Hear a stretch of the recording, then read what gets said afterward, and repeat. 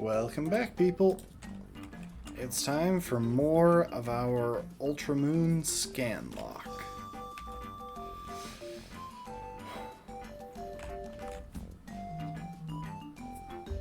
And I just realized I want to double check the volume. Now, I think that should be fine. So, last time we left off, we were here on...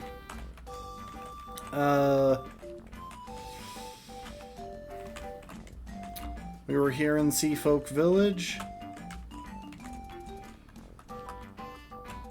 And we're just about to go and start... Oh, there you are. We're just about to go and start trying to...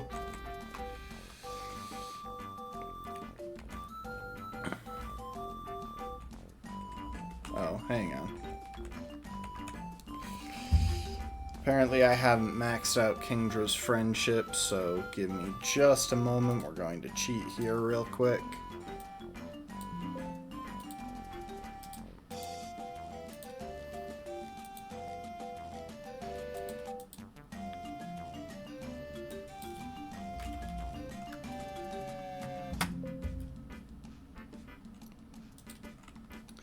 What is max friendship?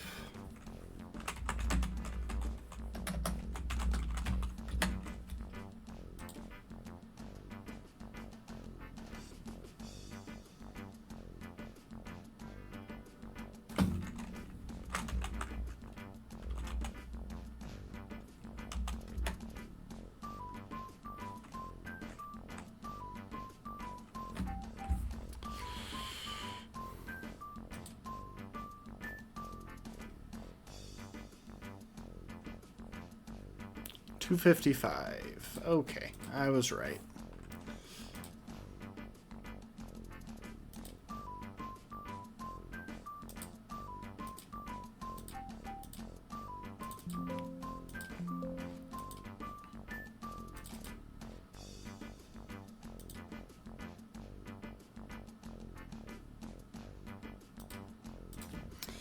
Alright, let's try this again.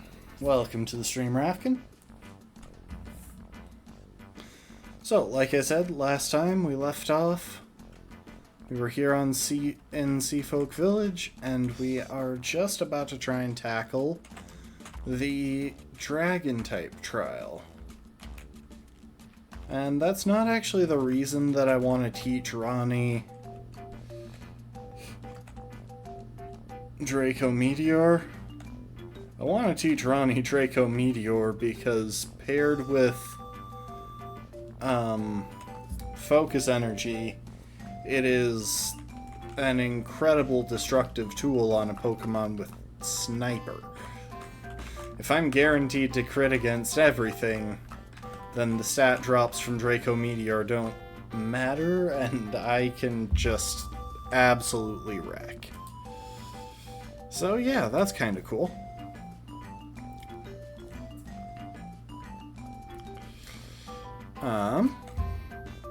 Let's take a look at what we're going to encounter once we get into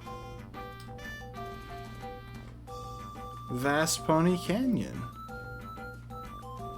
So I was able to confirm between last stream and this one that the TMs for Surf and Waterfall will not be available prior to the post-game.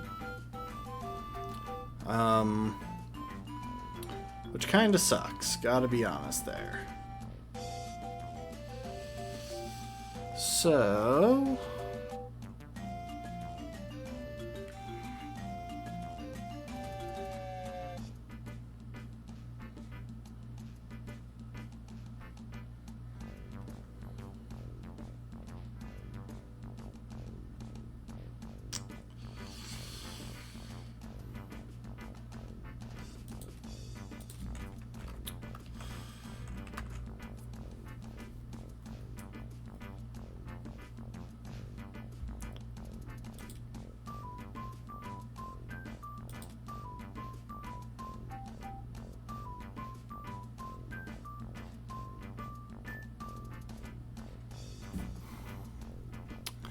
who do we want to take with us into this next area?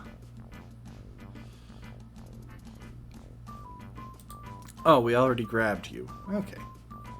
That's nice, then.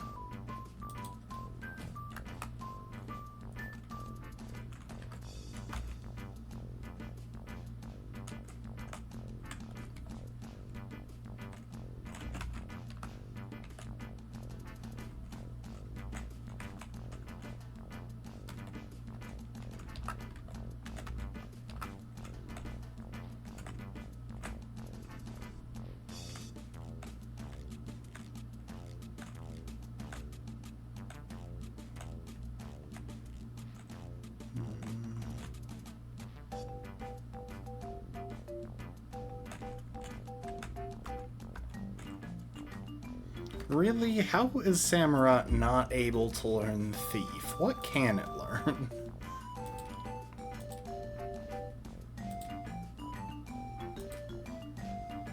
What dark type TMs can it learn? I'm getting worried here. Literally just Fling. Well, that's definitely not super annoying and a complete subversion of what I was hoping to do with it, and also pretty objectively stupid. The knockoff move tutor is post-game, isn't it?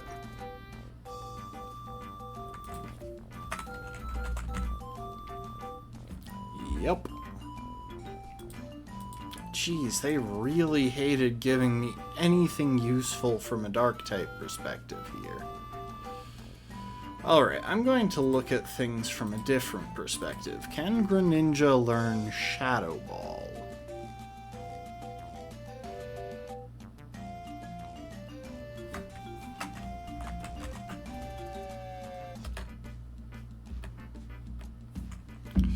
Nope.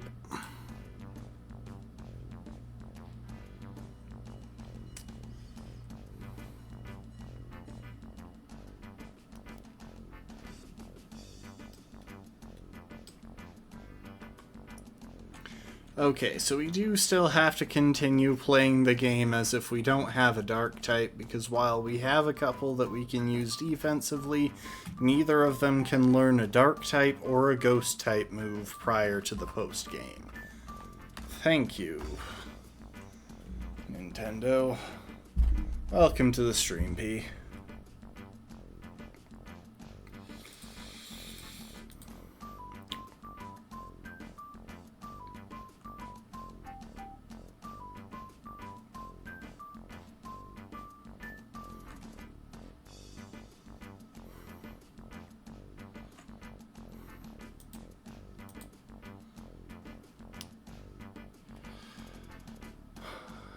Alright.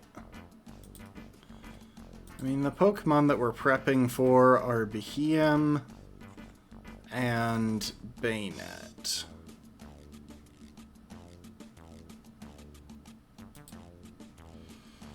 If I plan this intelligently, I should be fine.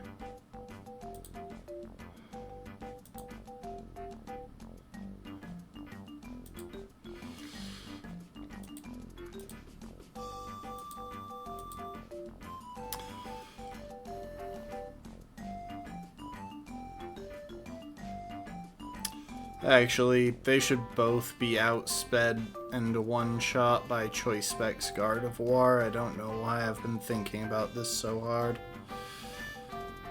Fire, Water, Grass, Psychic, Ghost, Fairy, Steel, Dragon. I guess technically it would be kind of nice to have a water type that knows a water type move. Welcome. Thank you for the hydrate, Lastborn.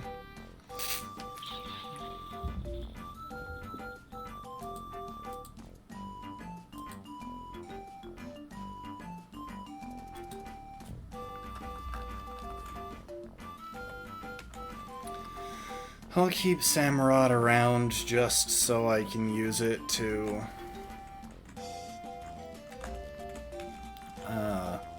pivot if I need to.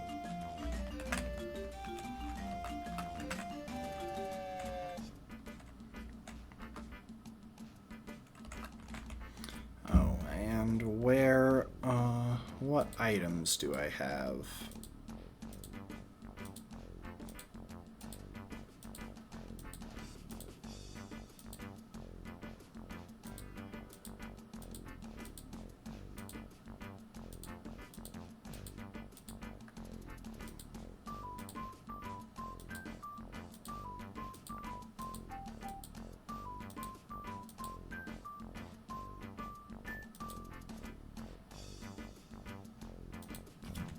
I'll give it a Waturium Z.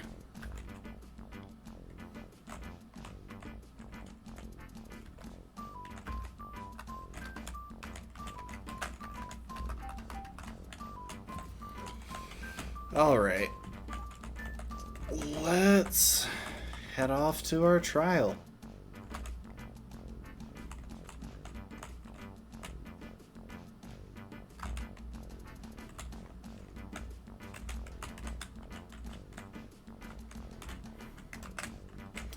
Hi, Lily. Are you going to cause problems for me somehow? Oh, right. You were just waiting here for me to go ahead. That's right.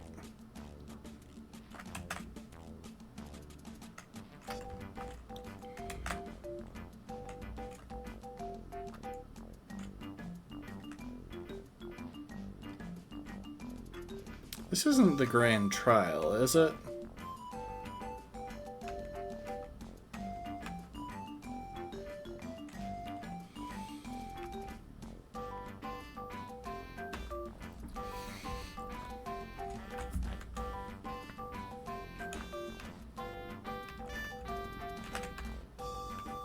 Oh, right. The grand trial in this game is on Executor Island.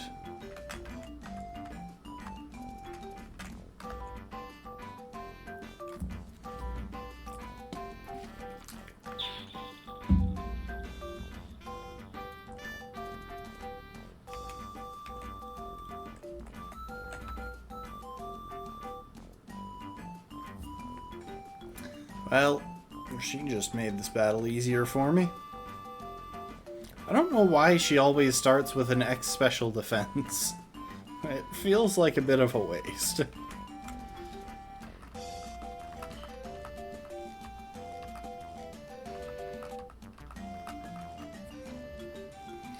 Now, we are going to be up against some pretty tough Pokemon as we pass through the canyon. And our current level cap is 49.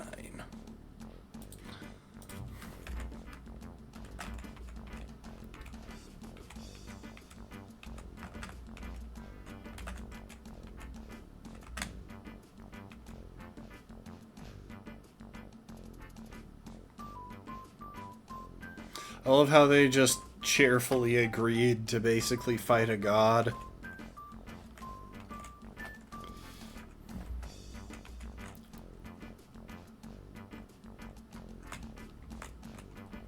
Oh, right, there's this thing. Is that Dazzling Gleam? No, it's Wild Charge. Wouldn't it be nice to have an electric type right about now?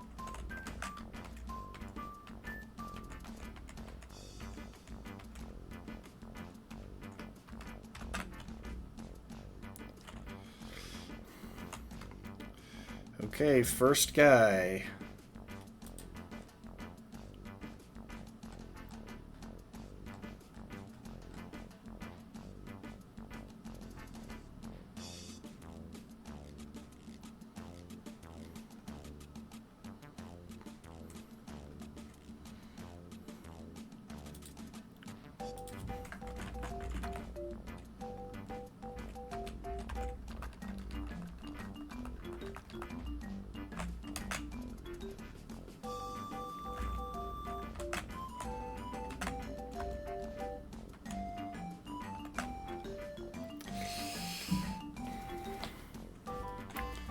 Alright, Specs Shadow Ball for the win. How did you survive that?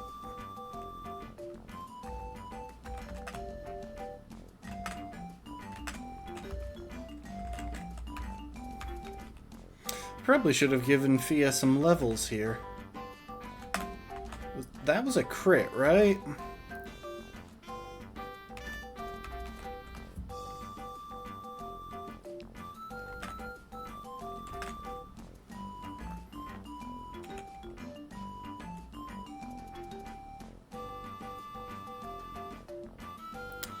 Jeez.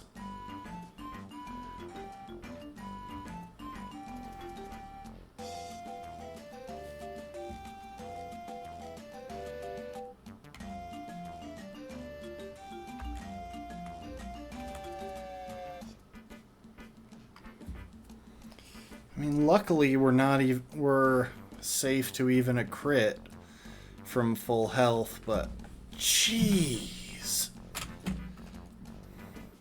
This game pulls out some bull crap sometimes.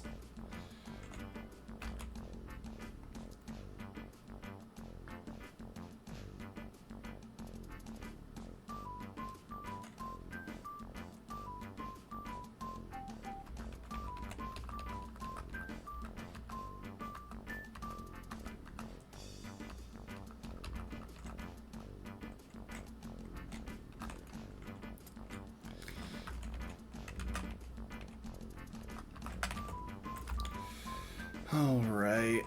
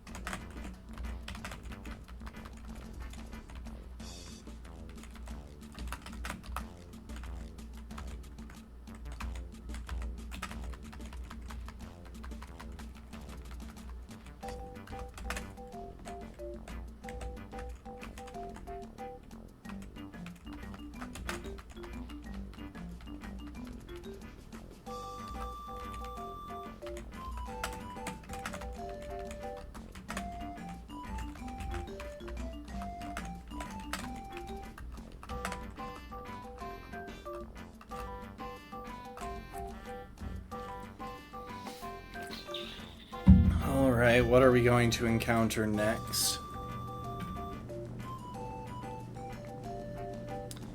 Spinda.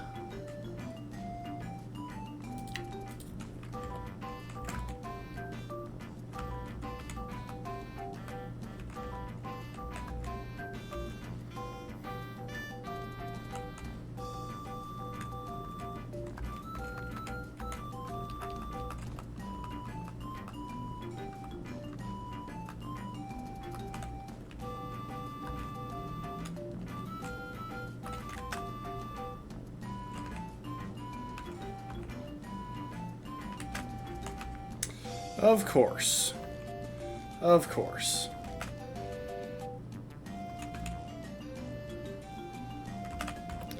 Yeah, that's tons of fun. I should probably just rappel my way through here.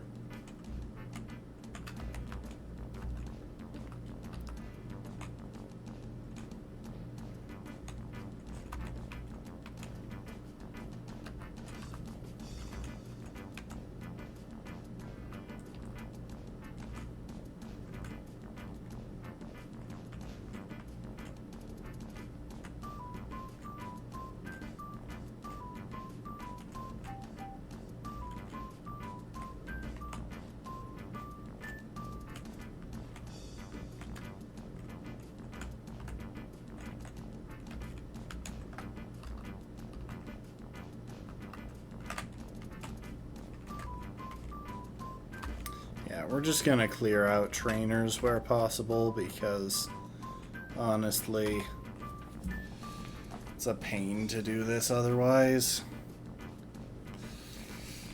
Well, thank you for the stand, Rafkin. Give me a sec.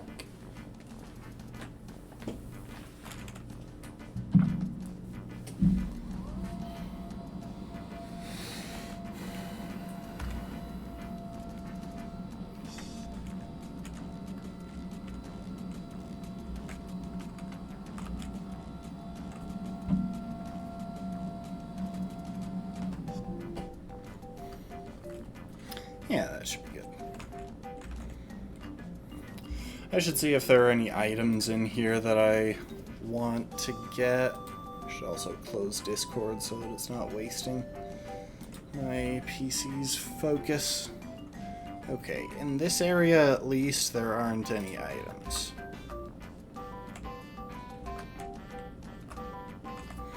Oh, and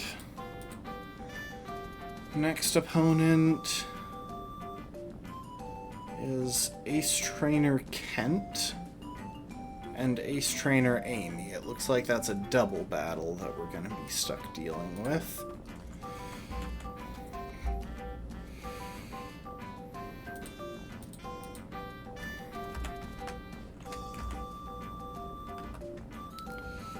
And I think those two are the best matchup for it. Yeah, those two shouldn't have any trouble with a pair of Ice-type Pokemon.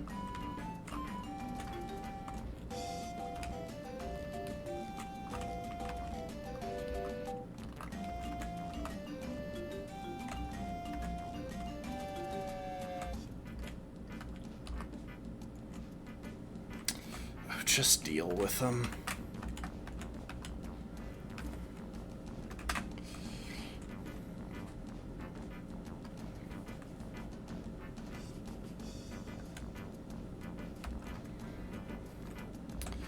Heat Crash on Sandslash, Iron Head on Ninetales.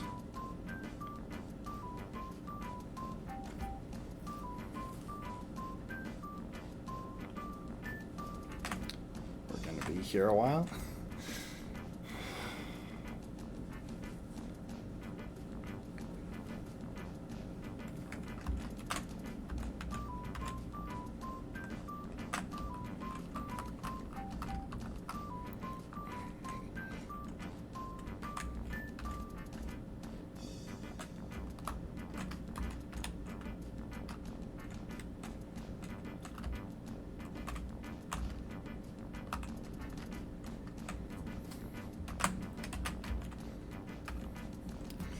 Alright, next section. I do need to try and keep in mind who needs to remain safe and under level for the totem Pokemon.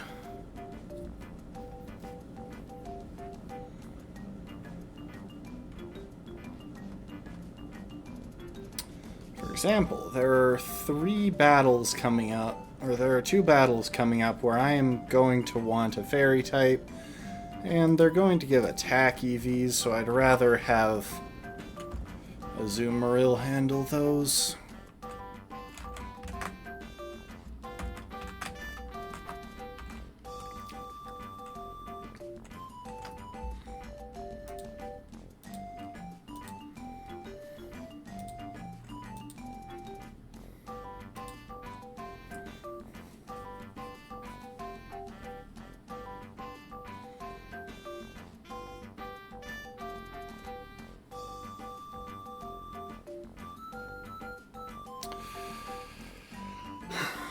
Poliwrath.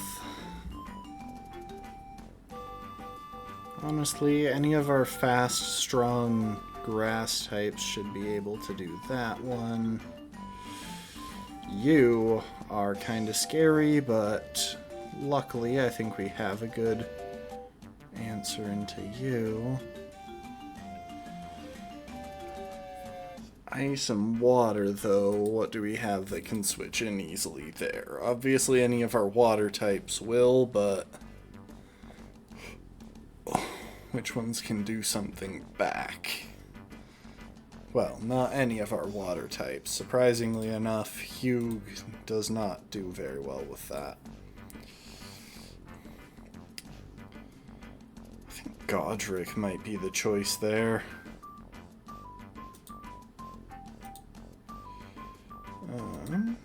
You. That's right, we're actually going to use Trisha. she hard walls one of the upcoming Pokemon. Oh.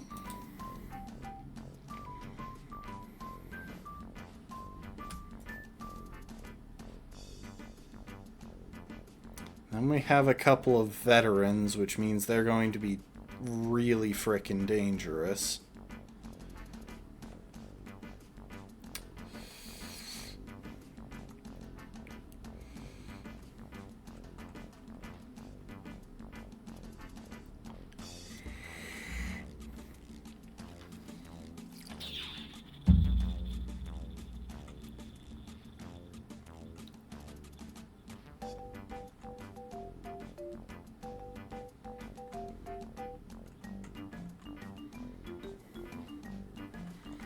Yeah, I think I'll handle the first 4 trainers and then come back and figure out a team for the veterans. Which means... Okay, I got my fairy types. Well, I got my fairy type. Let's swap in a different grass type. I am thinking... you.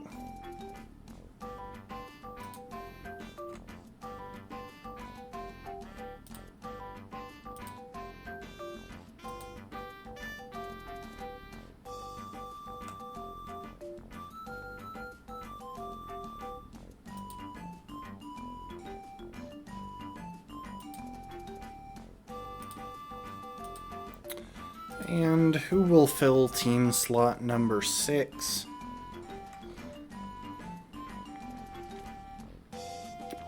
Who is reasonably expendable?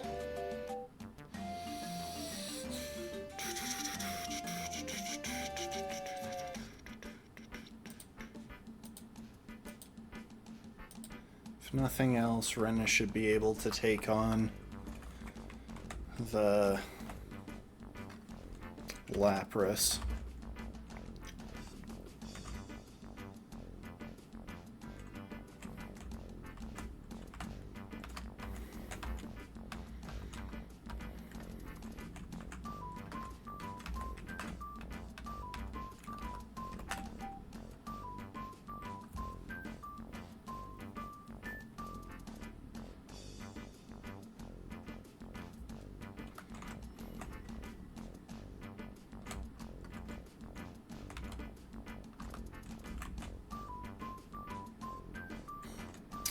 I forgot the...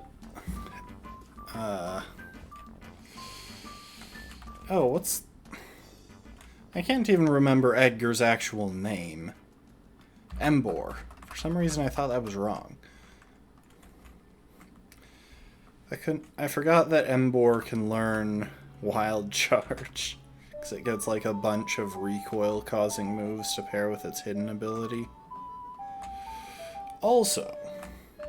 I did go ahead and grind out all of the berries that we would need that we unlocked up there in Pony Wilds, just north of here.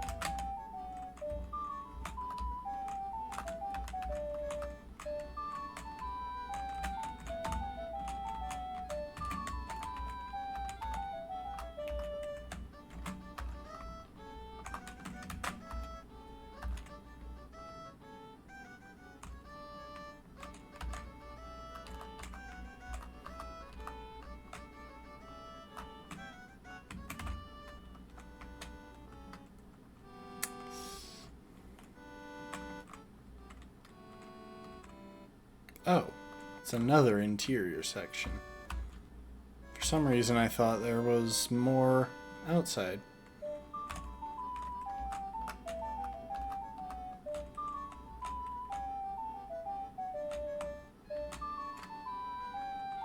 Yeah, I've got the teammate for this. Wait, what?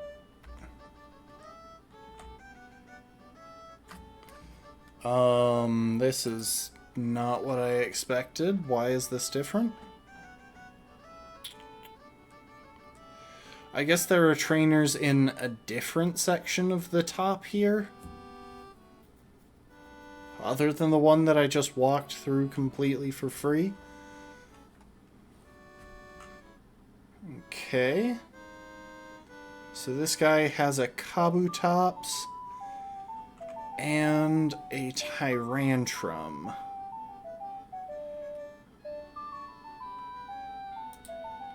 That's fun.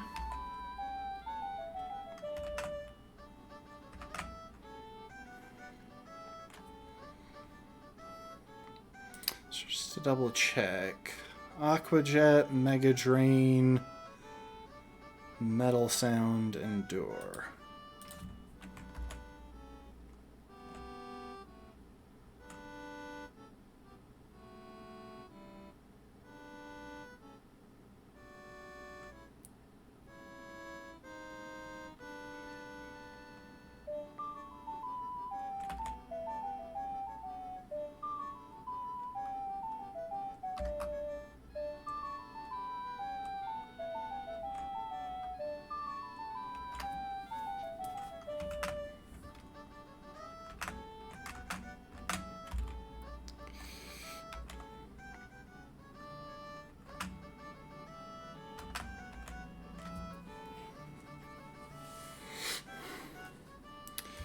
Okay, his Tyrantrum doesn't know any ground coverage. It has Steel, Dark, and Normal. So the only thing it can hit me with for even neutral damage is Dark.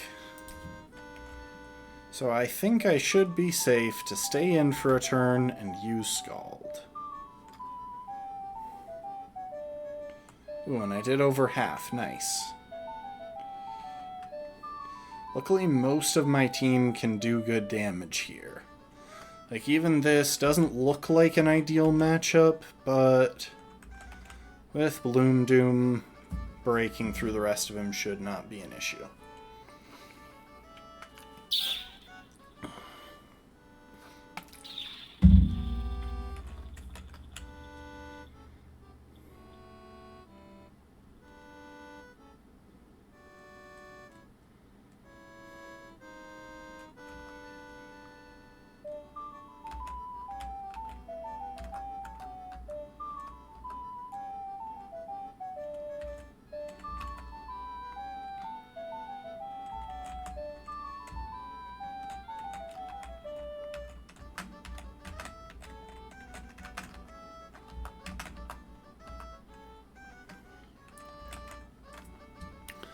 Alright, before we go on, let's find out what is in this area. There's another veteran fight, this time a psychic flying type.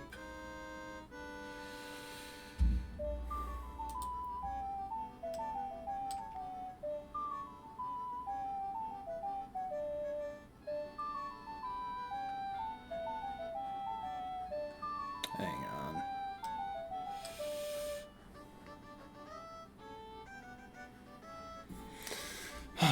Okay.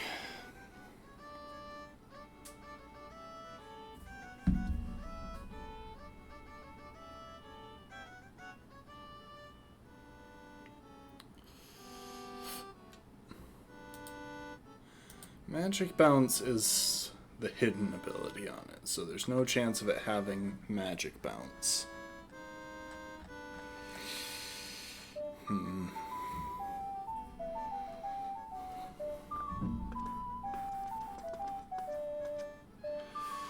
Honestly, the trainers that we have to clear in order to get to the trial are so much scarier than the trainers than the trial itself.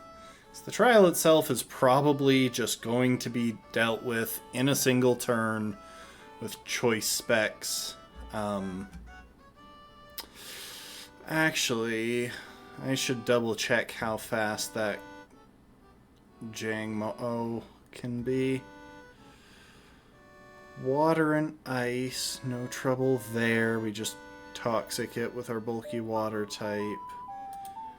Kangaskhan probably has Scrappy.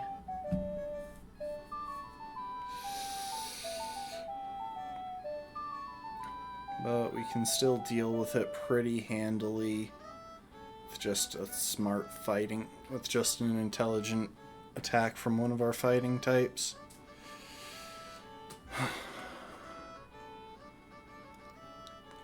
It's that Xatu, that's the frightening one. Psychic and Air Slash makes it pretty tricky to deal with.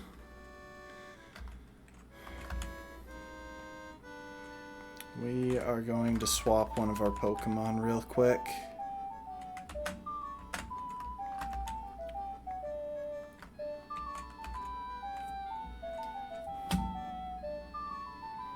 Might even swap a couple.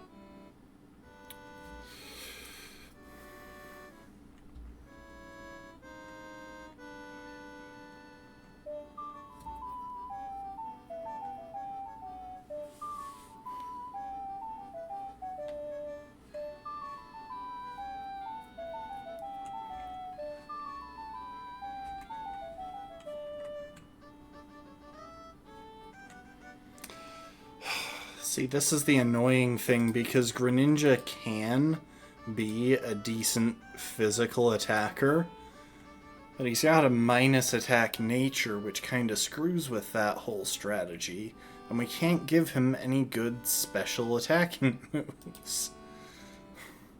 The only good special attack we can give him is Scald.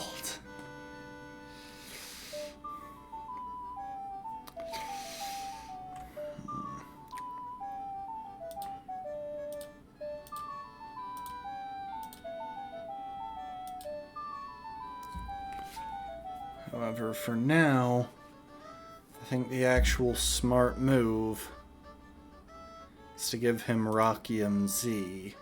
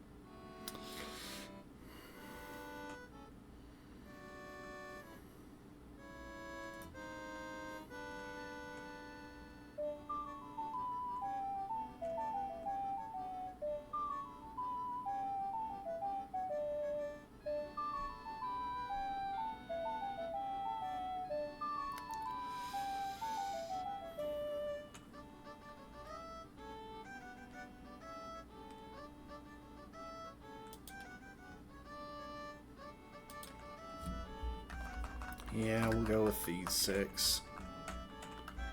Actually, now that I think about it, there is a better choice than that. Hang on.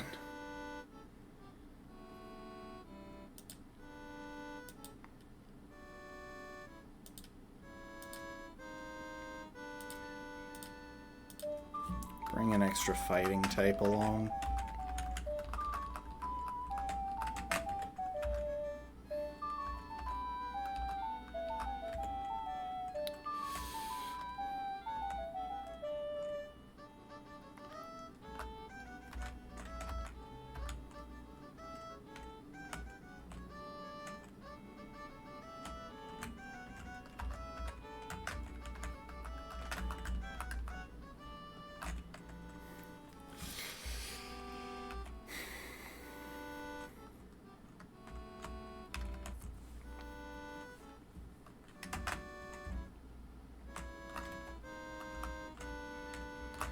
We'll use our next repel once we're actually in here.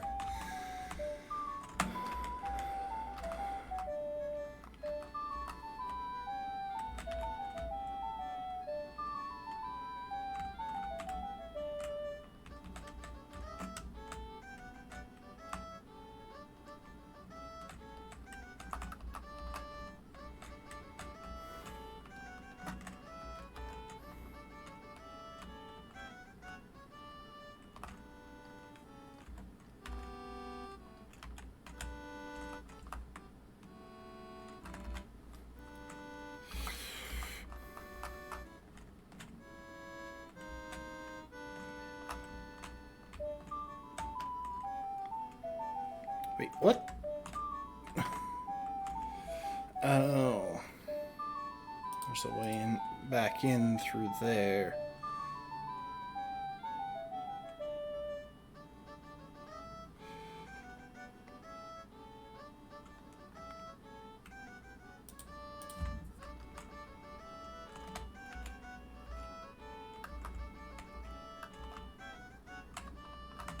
Oh, I did not mean to run into that fight. So I'm pretty sure I could have just avoided it.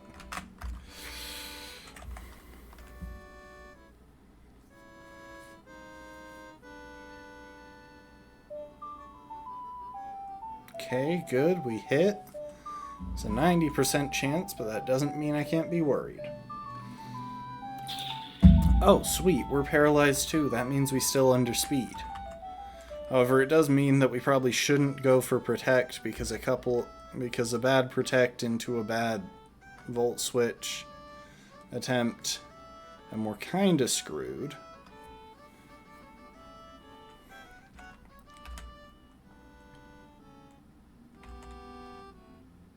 I forgot to teach Latenna.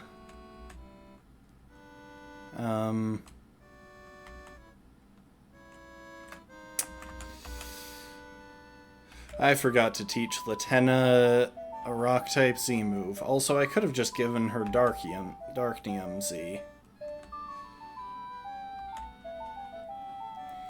I think we'll just spam Substitute for a couple of turns until she's full parried. Yep, there we go.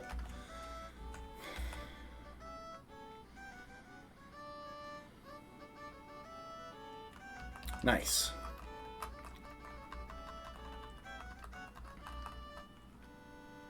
Okay, she sent out Kangaskhan. We can afford to be in for a turn.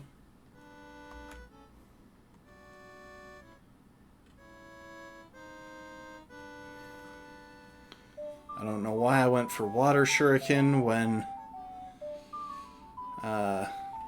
Feint Attack would have just objectively done more. I am probably just an idiot, but we really have no way of testing that, so.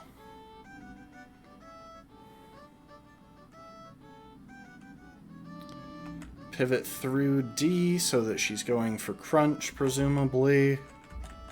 Bring in Edgar.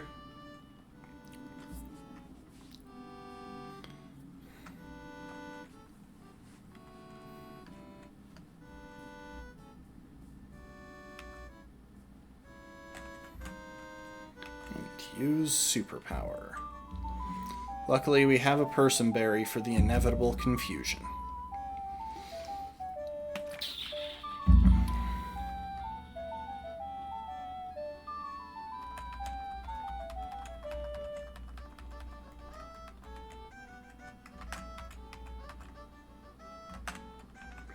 Now it should be going for a water type move. And luckily, we have a bulky water type who I forgot to teach Protect.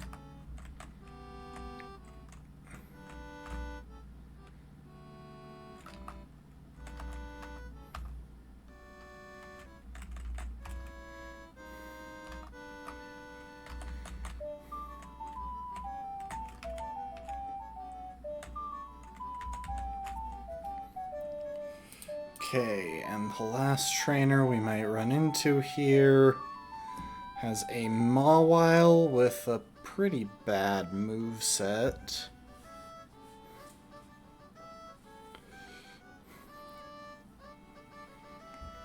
And a Weavile with a less than problematic moveset.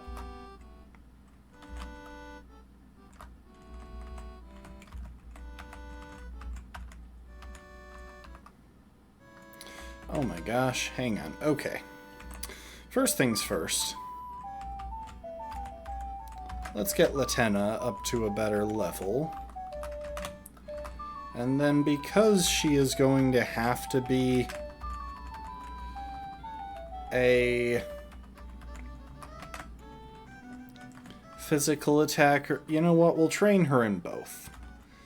Her defenses really aren't worth investing in anyway. Give her some special attack investment and some attack investment.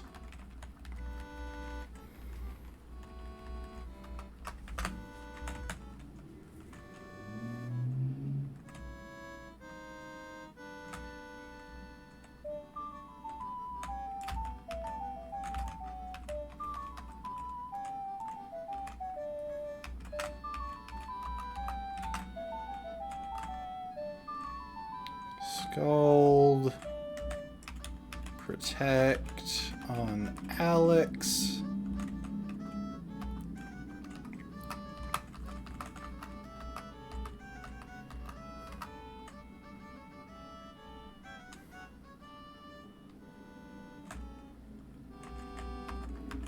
Wildly enough, we'll teach Wild Charge to what is basically our electric type.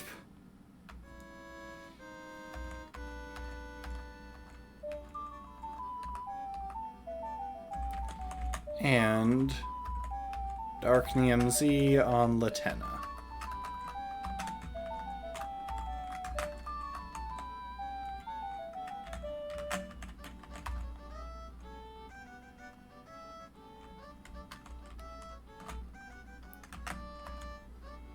I probably should have made sure to lead with the right Pokemon. Okay, I have the right Pokemon.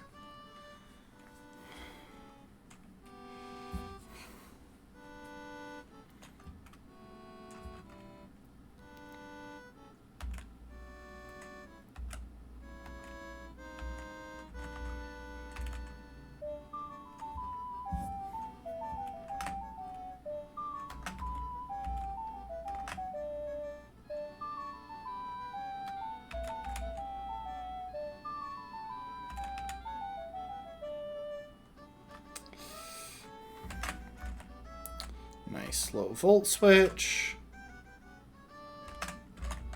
Bring in Radagon.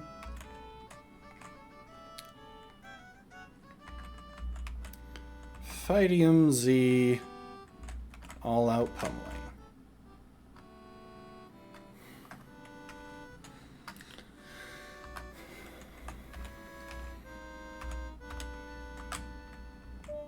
I was half convinced that I would need to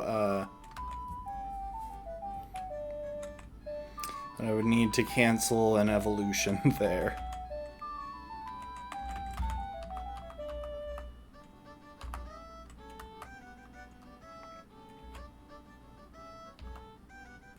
Well, I mean, yes, we can save.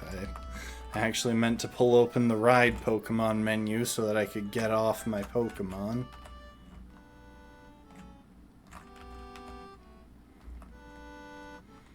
I'm just not sure which way is progress and which way is side content. Oh, this is definitely something that we wanted. That Dazzling Gleam TM will give us a much better move to use to eviscerate the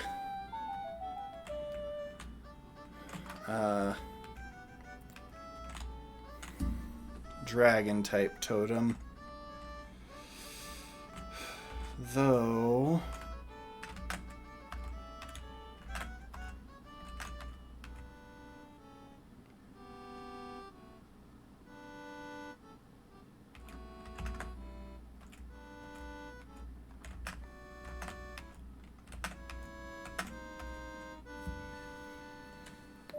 right.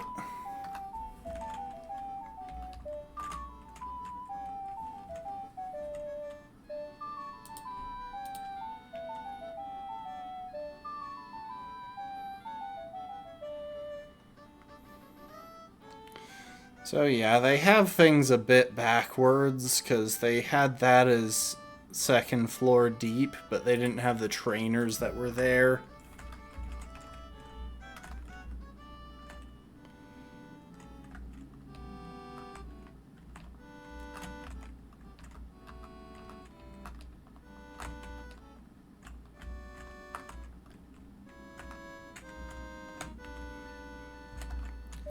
Okay.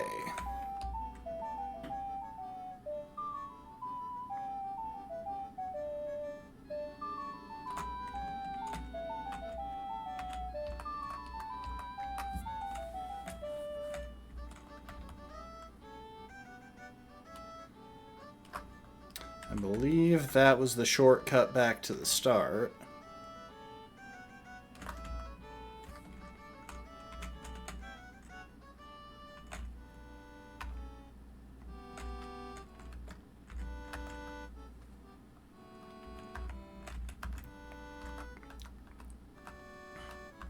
I thought that was going to be the shortcut back to the start.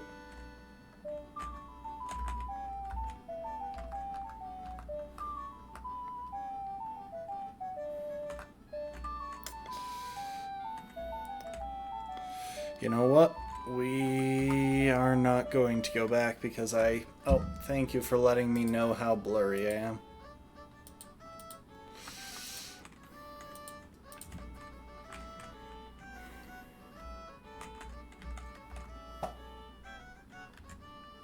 Okay. This guy, I'm pretty sure... Yeah... We want a different Pokemon for him. Luckily, it shouldn't be any trouble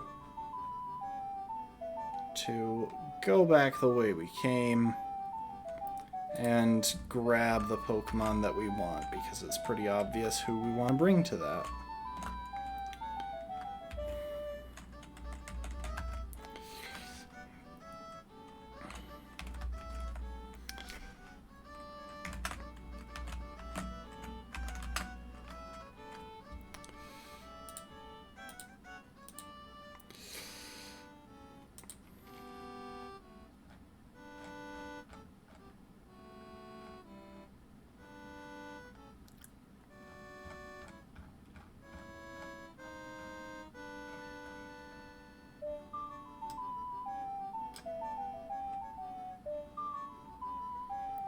wonder if those guys are just at the end.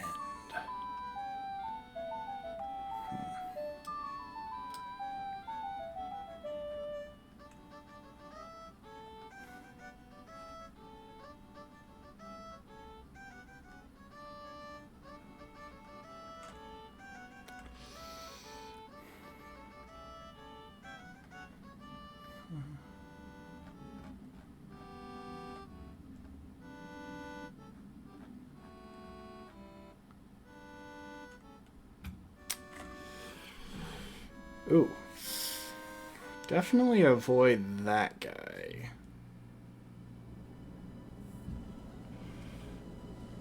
That Mian Shao is terrifying, to put it simply.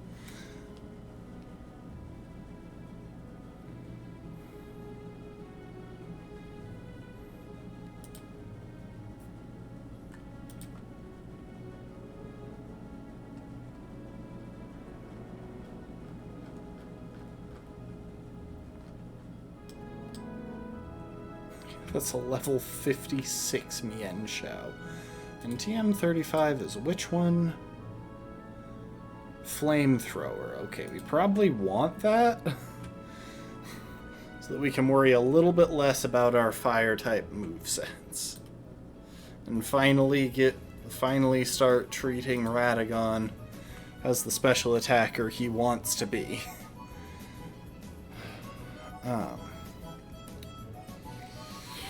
Alright, first things first. Hugh, you are coming along. So you will make this next fight pretty trivial.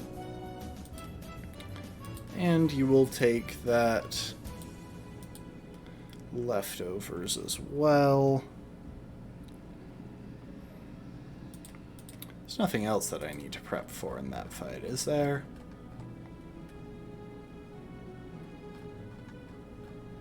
There's a Poniard with a Team Skullgrunt coming up, but I don't think we really have to deal with that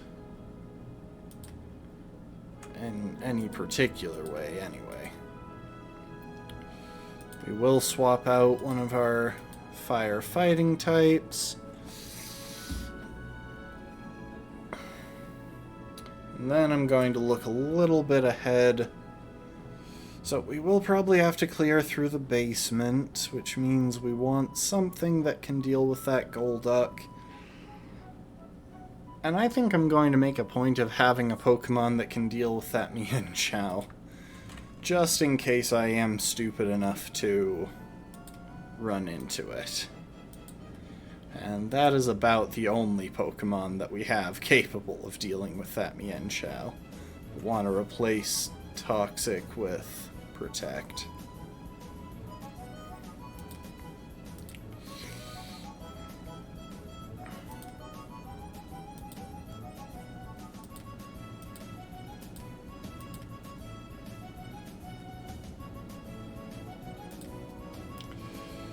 Okay, so we've got stuff for all of that, which means now the only thing to worry about is that bunch of trainers that I saw that we never actually had to battle because they were in a different part of outside.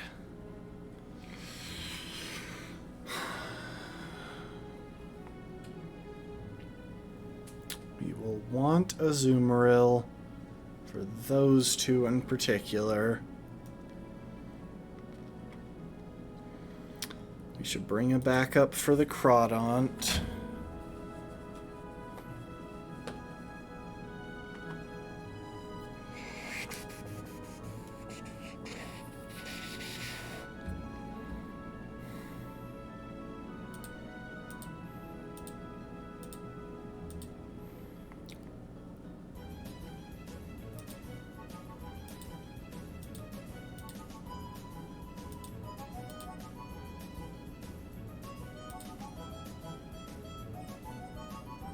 Black Belt Curtis. Normal fighting. Yeah, he's incapable of hitting ghost types.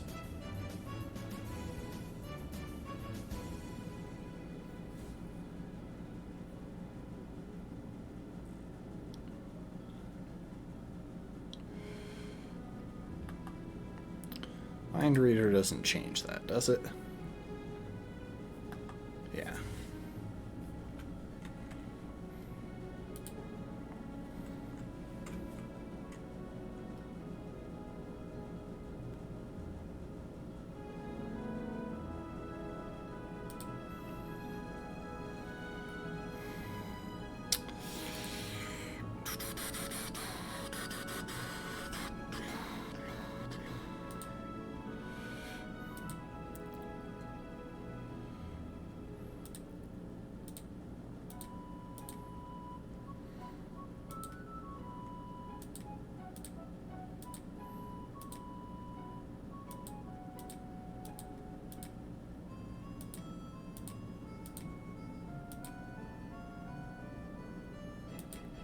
Where did I put that wide lens? There you are.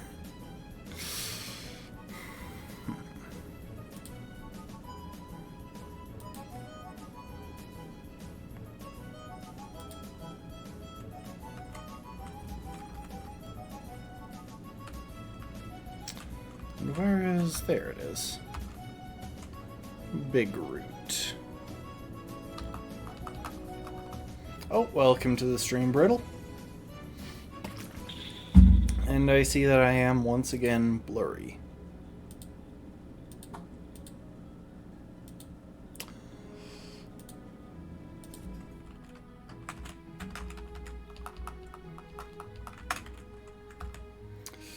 All right.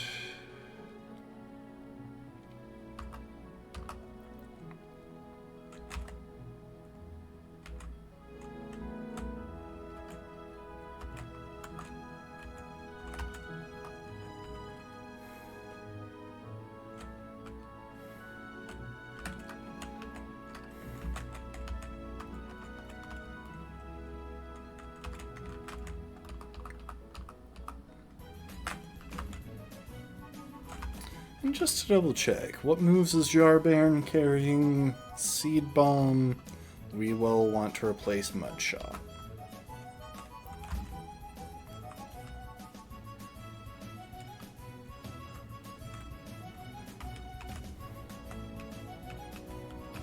The rest should have pretty reasonable movesets.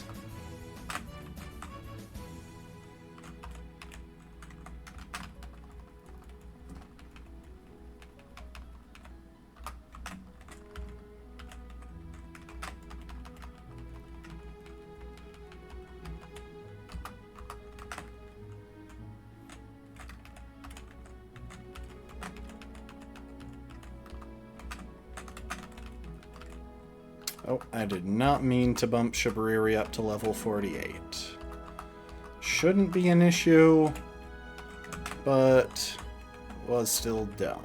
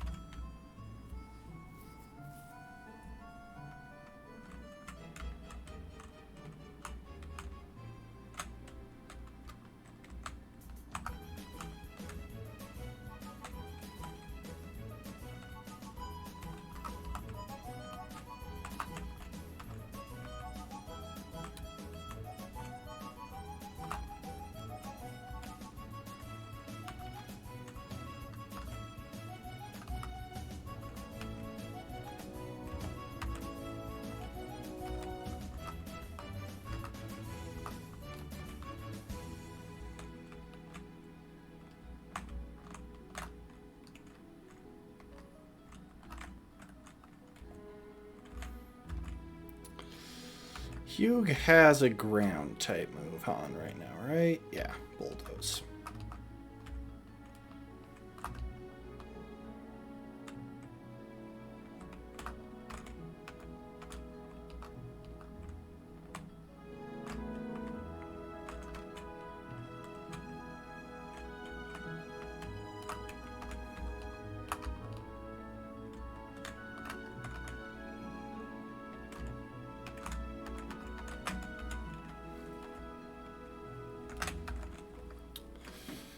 Use a quick little bulldoze. Oh, we already outspeed. Nice. It can only hit us with one attacking move. And it didn't even go for it.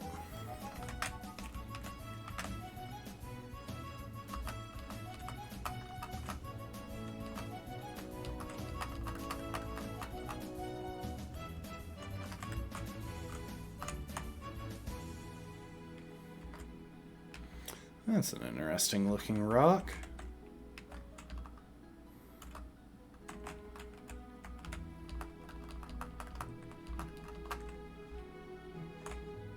Oh, I didn't mean to lead with that, but honestly, I could do worse.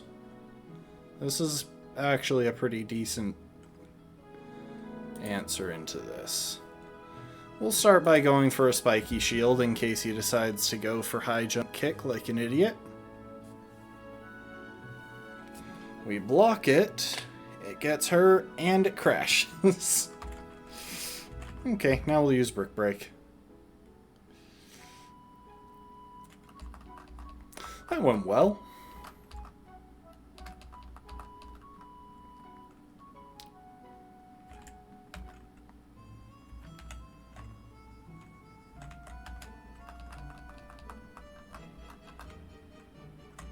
Oh, we're showing a desk, buddy. We're showing off a Mew. Hang on a sec, let me change cameras. Look at him. Look at Mew. He's a little dude, a little guy. I have no idea what he's actually made out of. Some kind of rock. Does mean that I have to be pretty careful. I think his foot already broke once. I think that might have been before I had him. But yeah. There he is. Just a little dude.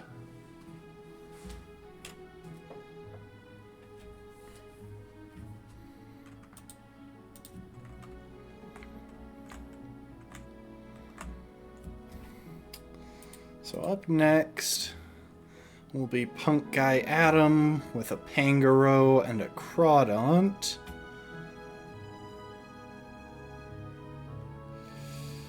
And it's really important not to let the Crawdaunt get his feet under him.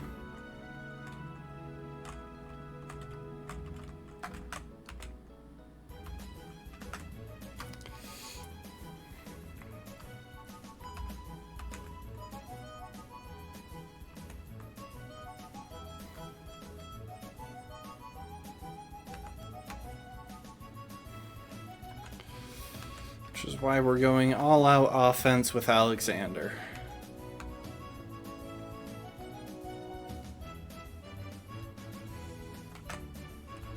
And that Swords Dance is why it's important not to let him get his feet under him.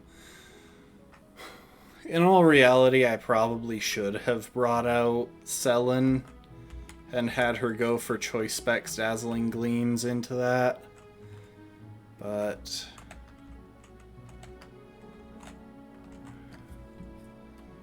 oh, Black Belt Curtis was next. So let's bring out a ghost type.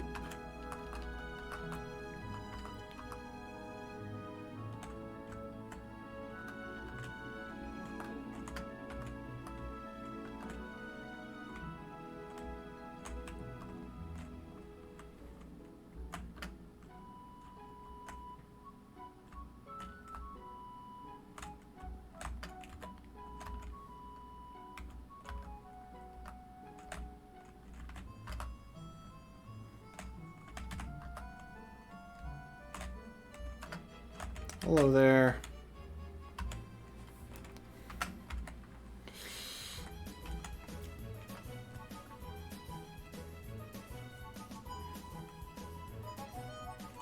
He is kind of just going to spam Hypnosis. But we're kind of just going to spam Shadow Sneak. This is going to take a while.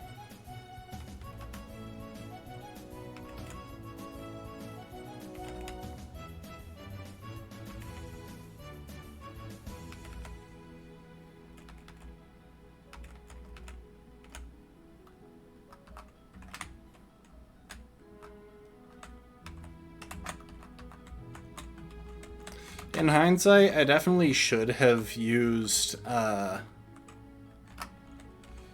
should have gone for Iron Head on the turns where I was asleep, because I would have outslowed him. I would have undersped him and gotten the Iron Head off before he could Hypnosis.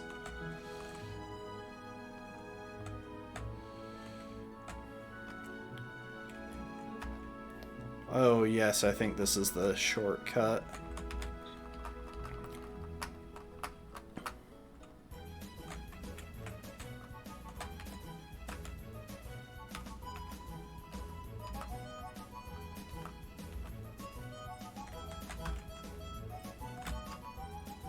Yes, shortcut back to the start. Let's go.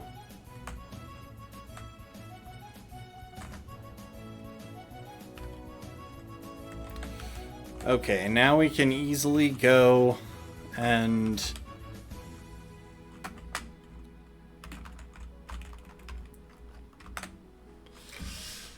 craft a team for the upcoming fights, which are pretty scary. Ace Trainer Hiroshi shouldn't be a real issue.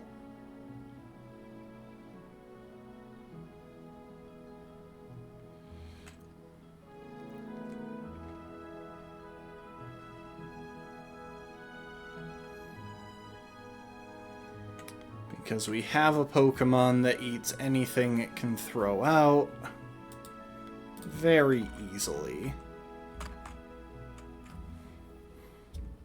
A very niche Pokemon as well. I already added him to the team once because I was expecting these things to happen in a different order. But with Eviolite, Trisha can easily deal with that one. However, after that is Veteran Heather.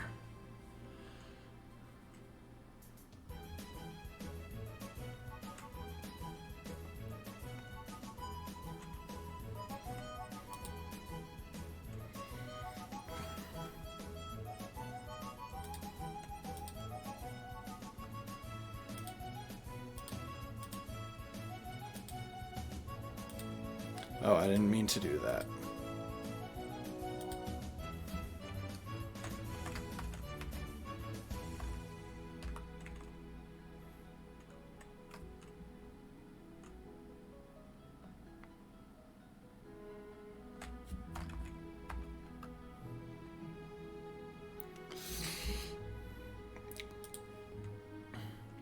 So that Lapras can be dealt with by any water type, any reasonably bulky water type that knows Toxic. Which makes it pretty simple. Thank you for the Hydrate, Lastborn. We will go for Godric. Resists all of its moves, can carry a Citrus Berry.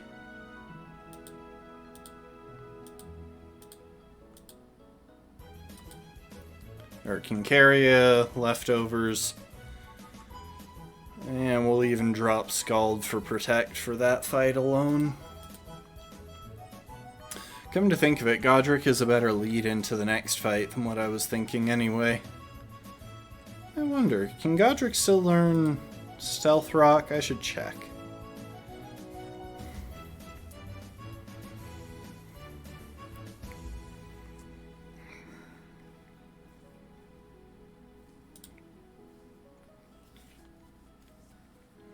Yeah, Godric should have a pretty strong matchup into the fight after. Especially if I teach it Rest.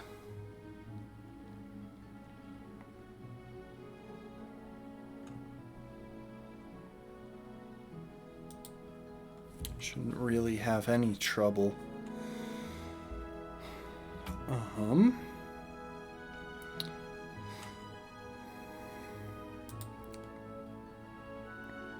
Okay, so that's the first one taken care of. I want some backups for the second one.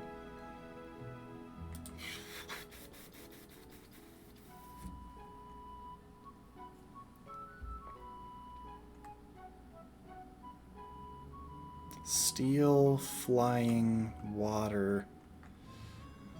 Honestly, I don't know if I need backups for the second one.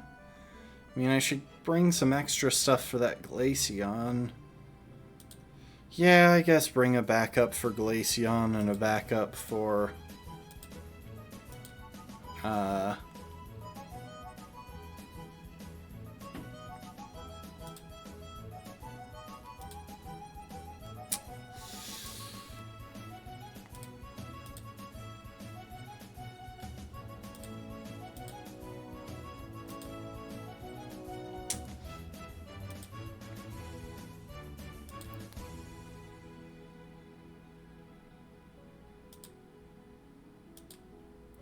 Bring a backup for Glaceon and a backup for the Wailord. Glaceon should be easily KO'd by any physical attacker that hits it super effectively, and Radagon fits the bill.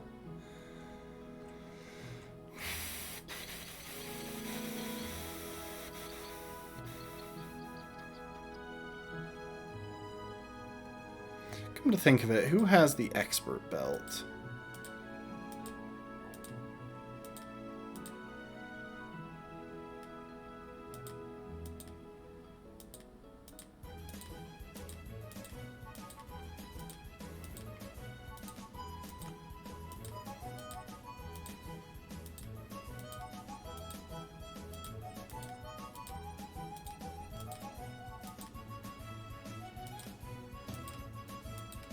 I guess no one has the expert belt right now. I should give that to Radagon.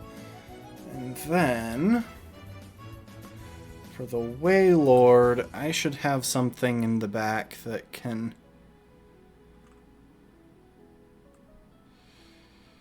just come in and... yeah. Something that in the back that should be able to come in and just wreck house.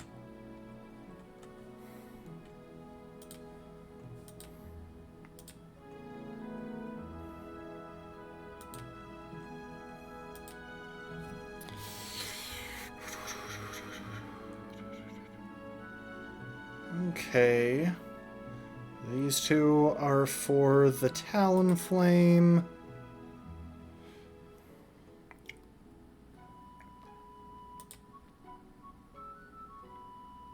These two are for the Wailord.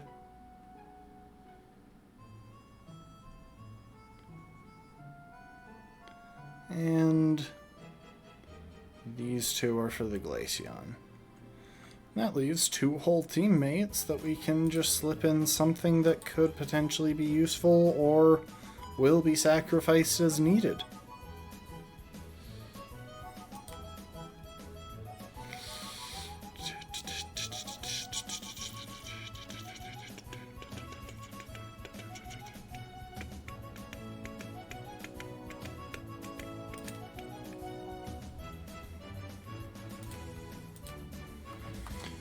Alright, oh.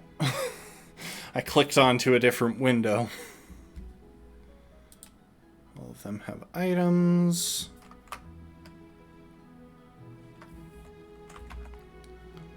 You can have expert belt.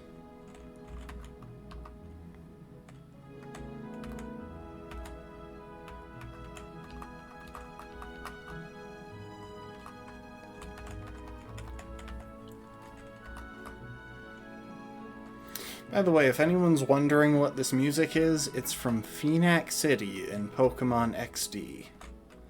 And it is one of the most utterly chill songs in the entirety of Pokemon. Okay, you know what? While I'm here, I'm going to buy more repels. Kind of tired of having to refresh them. Already bought all the TMs.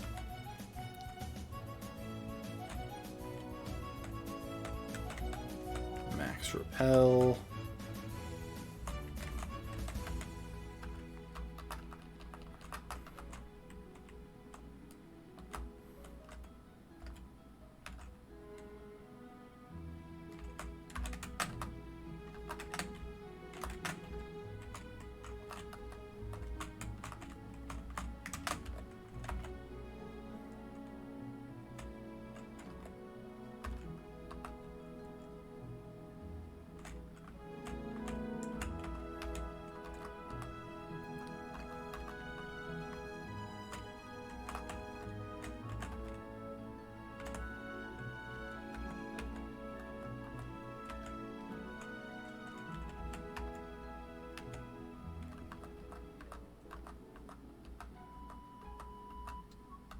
We have Toxic on Godric, right? Yep.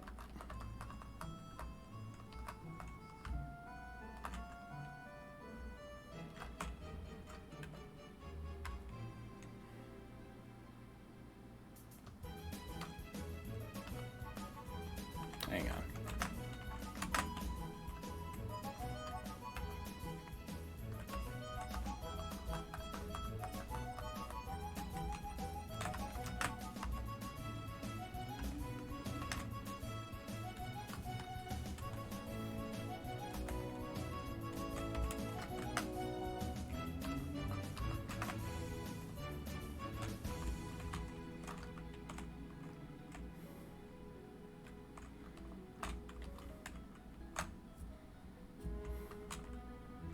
The TM for Flamethrower was supposed to be around here.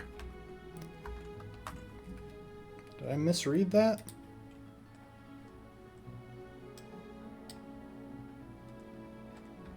Where's under the tree? No. Is it the next area? It is. Okay, I was misremembering.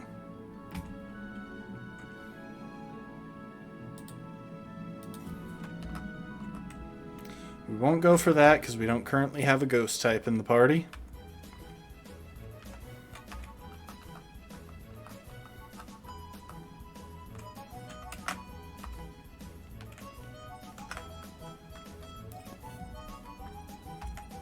I was so stressed in this part during our height lock of Pokemon Sun.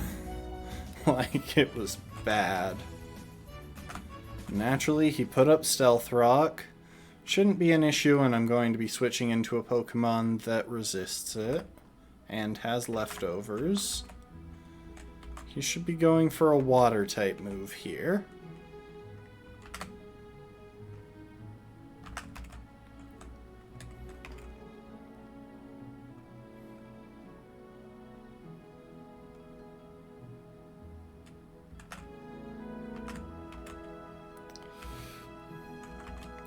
Let's test if he has Water Absorb, because Scald will Scald will thaw us out. He does have Water Absorb. Okay, that's going to be vaguely annoying because it means that we don't really have a way of hitting him outside of toxic damage.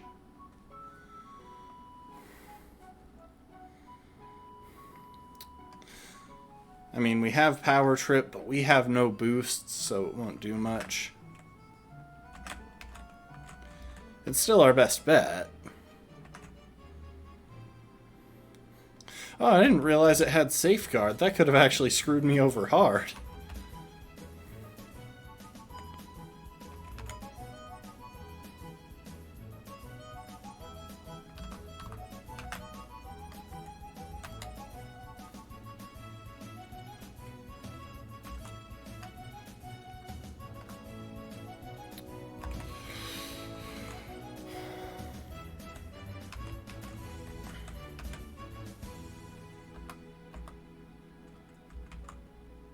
Okay, we are going to teach you, I think, Rest over...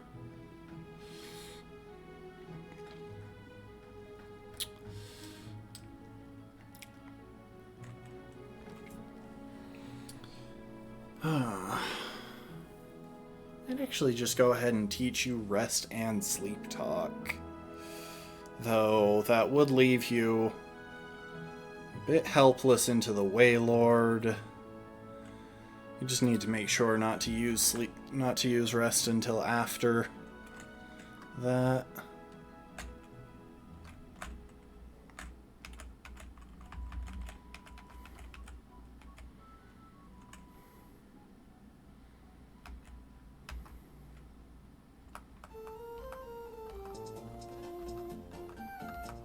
I really don't think that we're ever going to use Power Trip, so yeah, Sleep Talk over that.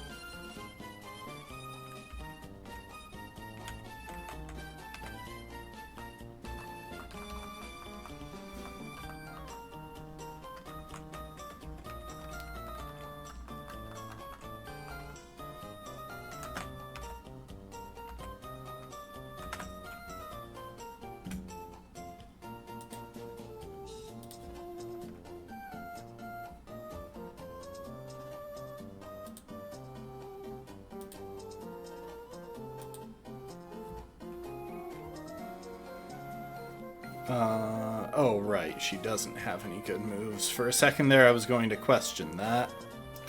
I mean, Will-O-Wisp still would have made more sense, but... oh well.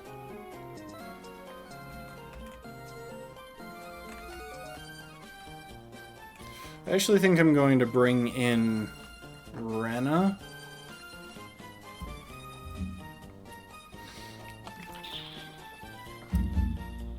Take the liquidation. Easy peasy. Toxic it.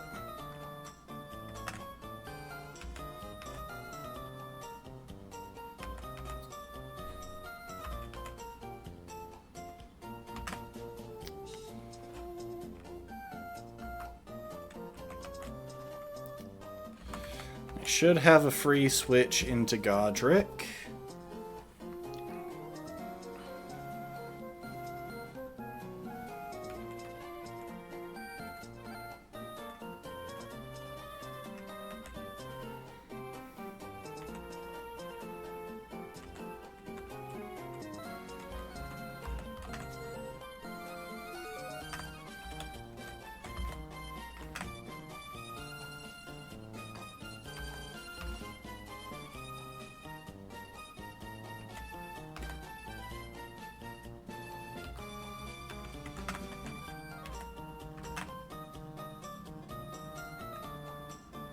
Frost Breath does always crit.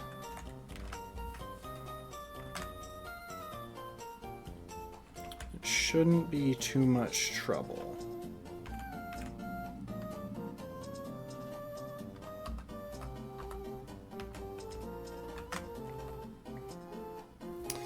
Alright, and now we haven't planned at all for the next fight, so we're going to be going back and doing that.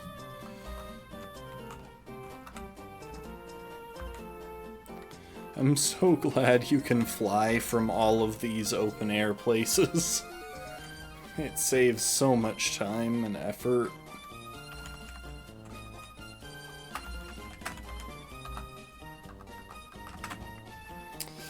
All right.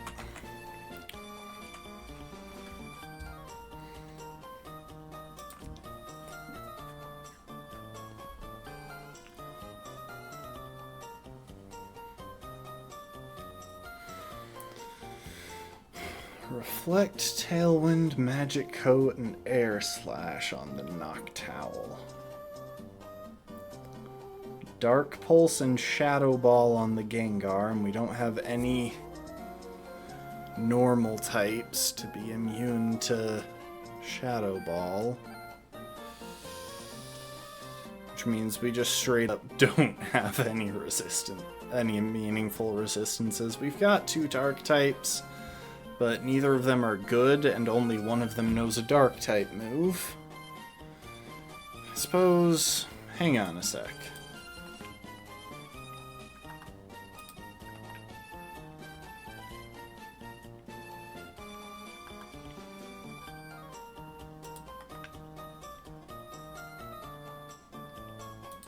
What is the Z power of Fling?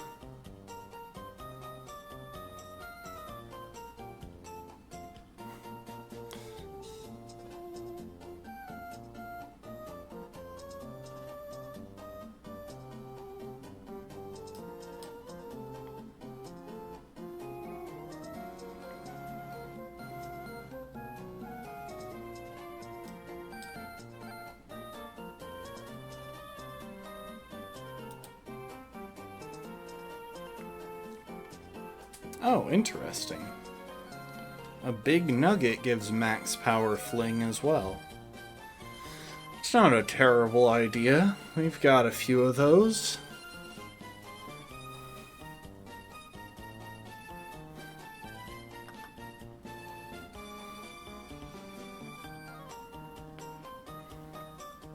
Anyway...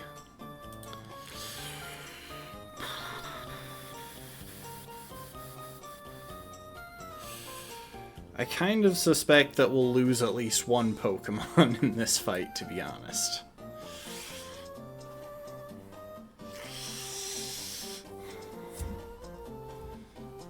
Psychic and Scald on Slowking. I am going to sit down again.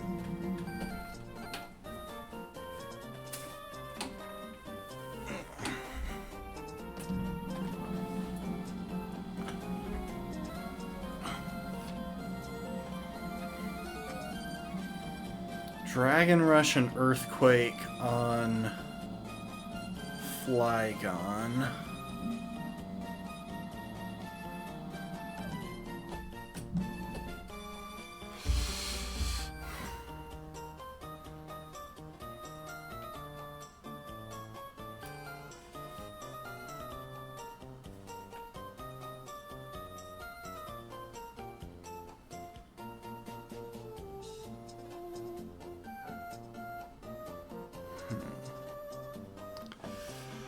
This is not going to be easy.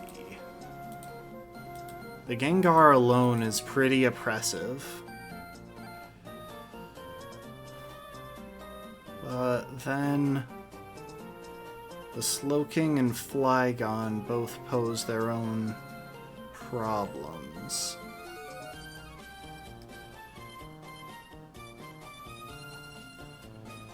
I guess the Flygon we could probably deal with by giving Eviolite to Borealis.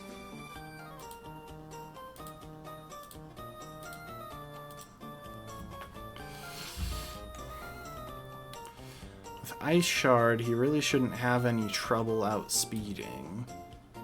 Well, speed isn't an issue there in any case.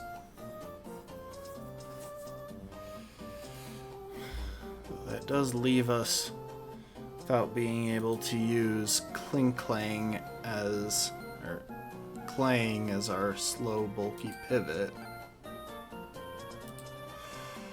Speaking of which, when does Clang evolve? Level 49.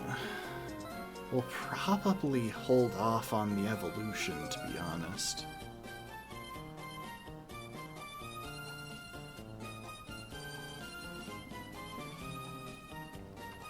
At least for a little bit. Shift Gear, at the very least, is a really nice thing to get a hold of. It turns it into a genuinely devastating... Oh, wait, but Shift Gear is 48 for Clink. It's 52 for Clang. Like, we will probably evolve Clang at some point, but right now it's very nice to have him as especially defensive steel type.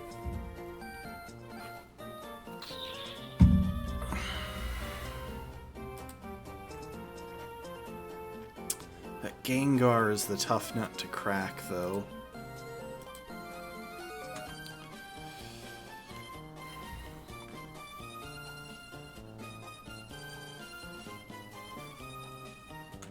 Don't hold him back for my own selfish reasons. My own selfish reasons are actually winning the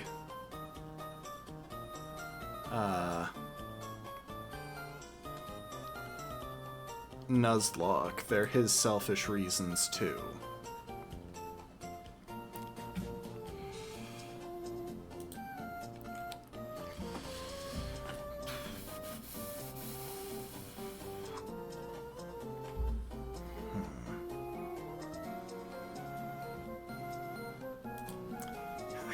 I don't see anything taking that Gengar very well.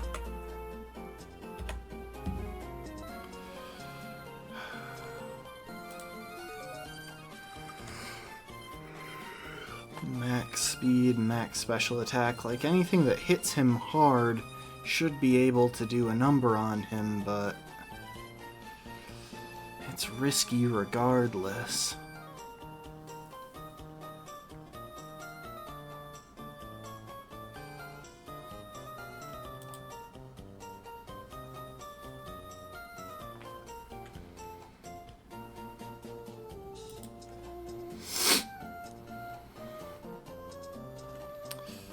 Do we have any good options into the first fight that also learn U-turn?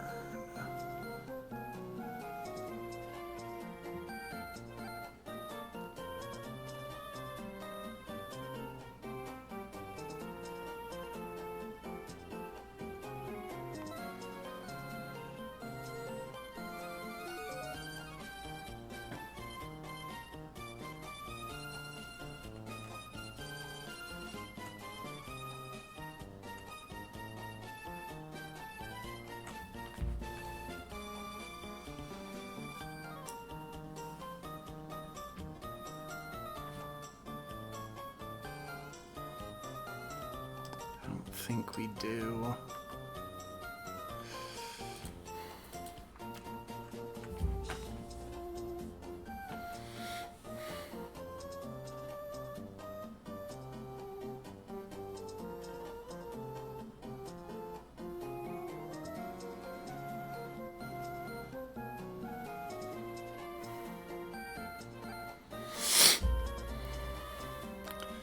Alright, let's think about this in a different way.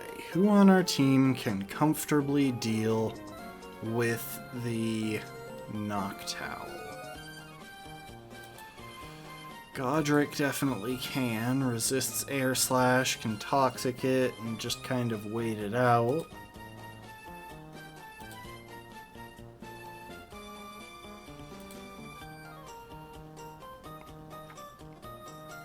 It's fast, but that's about all it's got going for it.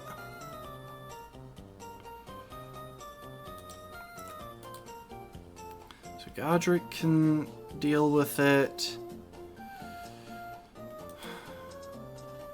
Rykard can probably deal with it with Z Stone Edge.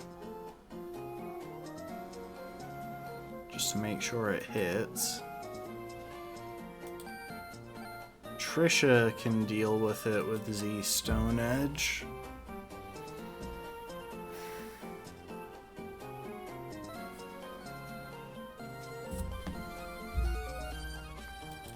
Clink can deal with it, but would get worn down pretty hard in the process. Best it could do is paralyze it. And then potentially Volt Switch out as it gets the kill.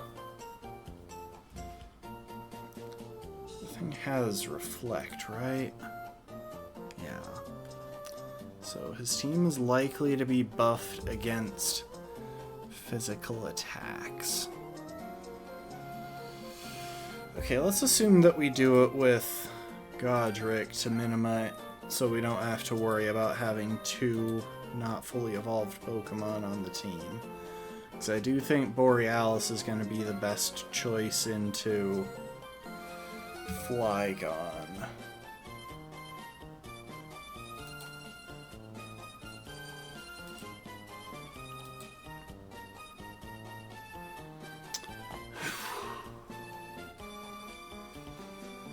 Slowking.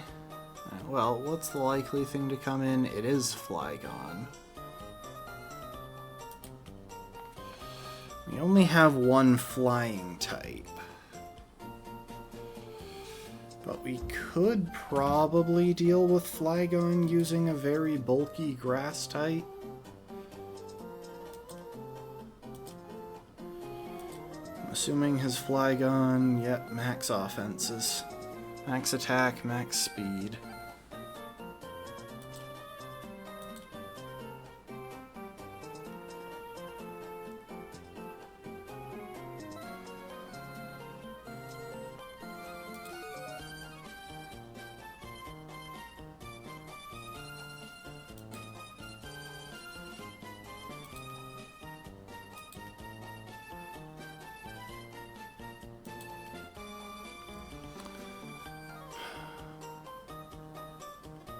Jarbaron matches up pretty well into that Flygon. Can chip away at it with Spiky Shield and pair that with Leftovers.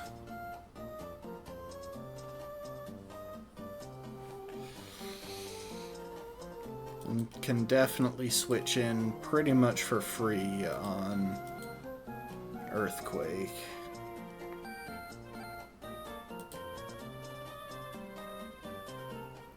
Slowking is still difficult.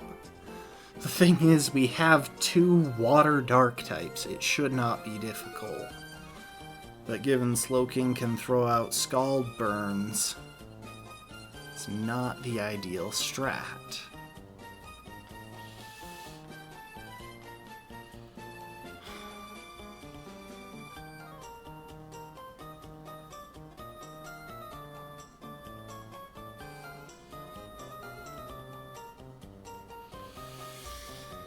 Suppose if we bring along one of our water dark types for pivoting purposes.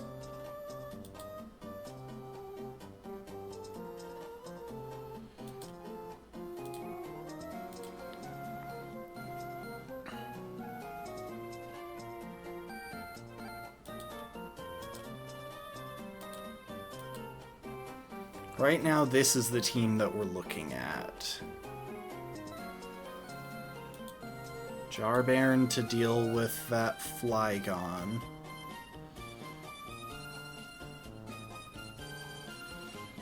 He will bait in the Slowking.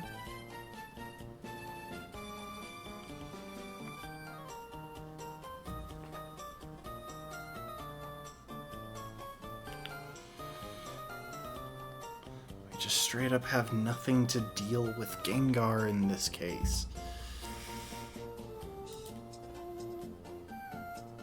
We'd be pivoting through Fia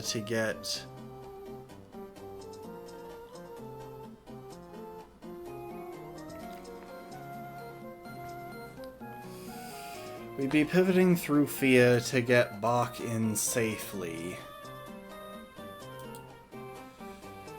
I'm starting to think that instead of using Bach, we might just want to stall out his Slowking as well with Godric. Rest Talk has some potential there.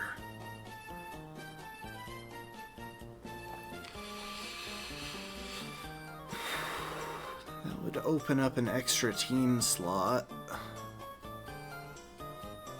which we would probably wind up filling with something to sacrifice in order to take down in order to get something else in safely to take down Gengar. How fast is that Gengar? I need to know. Hang on. Sun and Moon.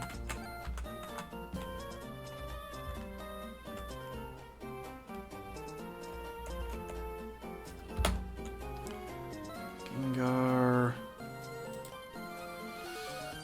Level 48, timid, max 30.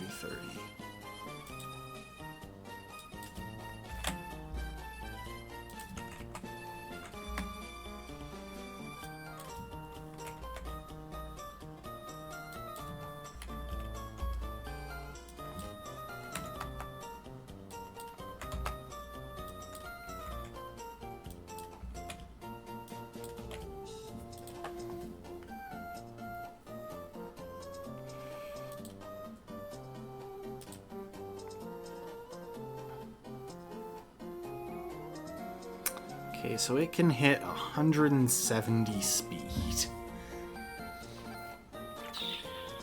which is just so much faster than anything on our team is even getting close to. Like, Latenna is pretty speedy for our team, and, like, she's getting outsped. Bach is the speediest thing we have, and he's getting outsped. So there's no way that we outspeed it. And it's going to hit like an absolute truck.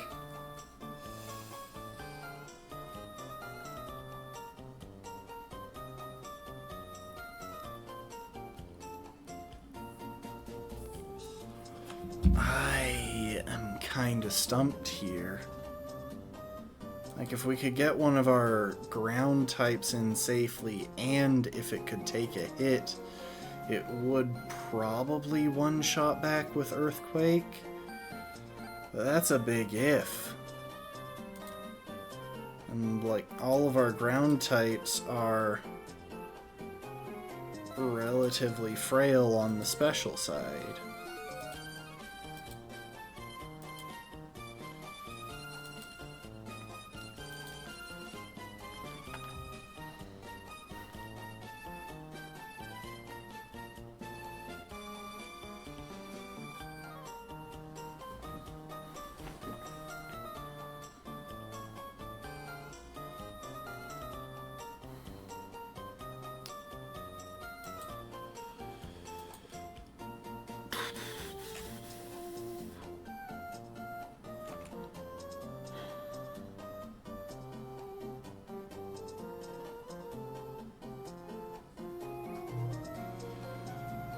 Honestly,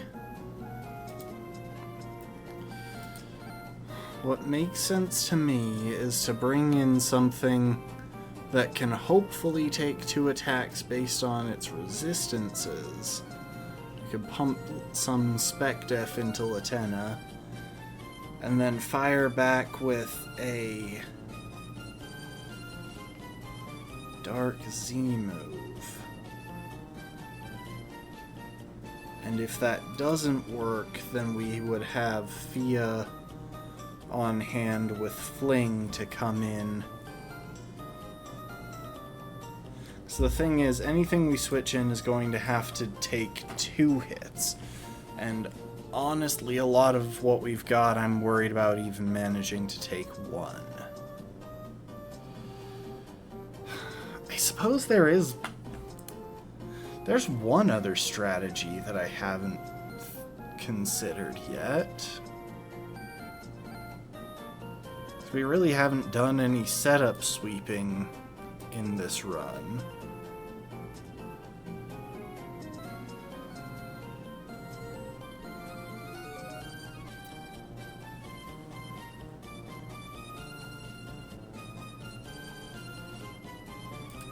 I need to check something.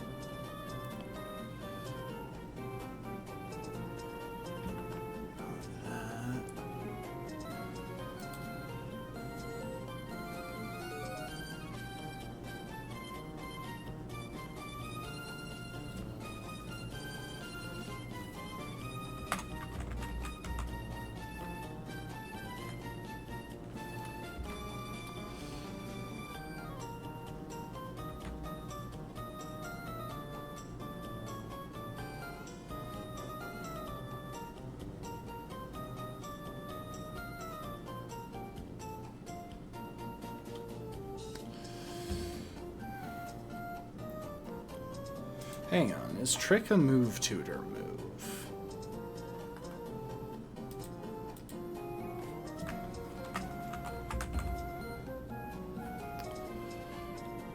Trick would give us double speed.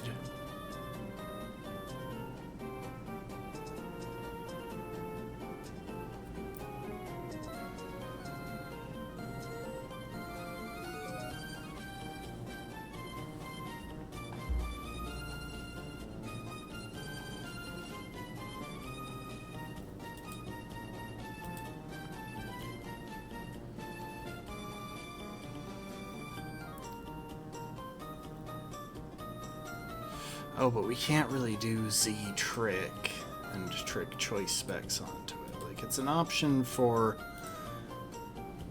Sorry, what I'm doing right now is looking through moves that would give us a speed boost, when we use their Z power.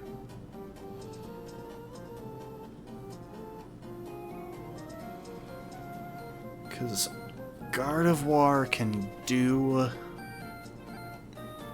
the damage needed, but can't outspeed without a boost.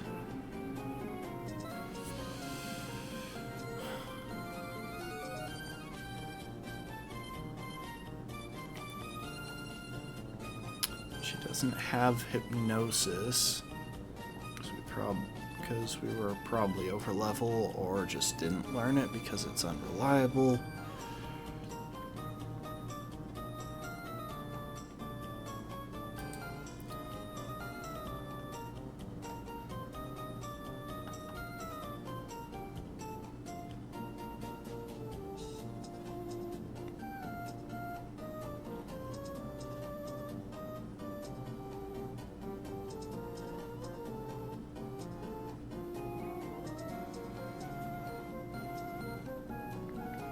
Skill swap, sleep powder. Seems like maybe skill swap, maybe safeguard. Rain Dance and Sunny Day, I'm guessing it can learn.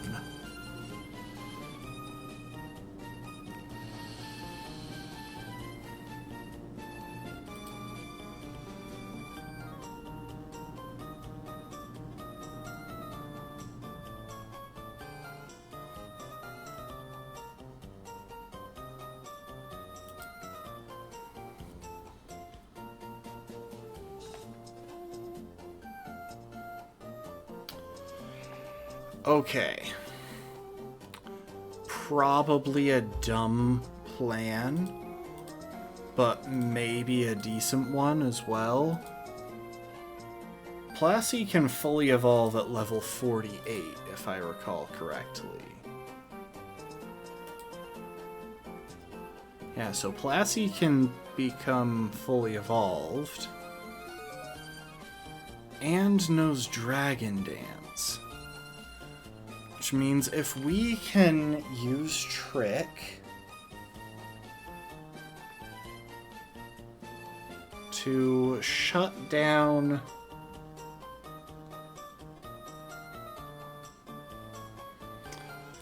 I don't know if I want to go all in on that strat though. Hang on, how fast is his Noctowl?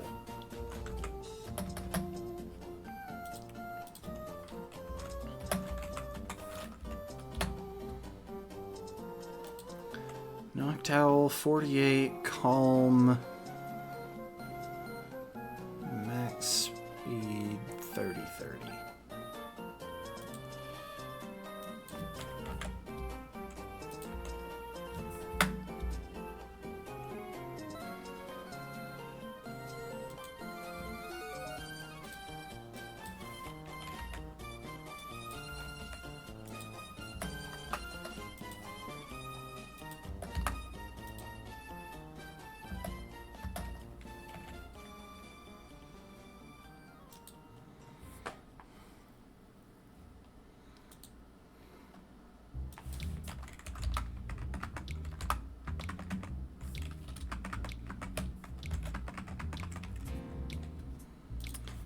Hits 116 speed. Okay. How fast is... Celen is not fast enough to outspeed it.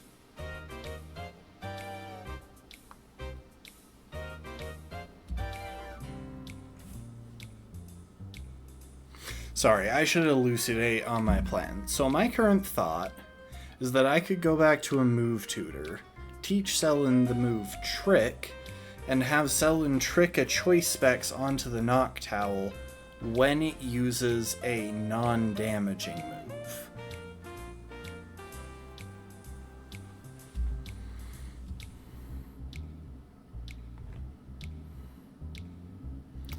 At that point, we could bring in Plassie, who would hopefully be able to set up on Noctowl.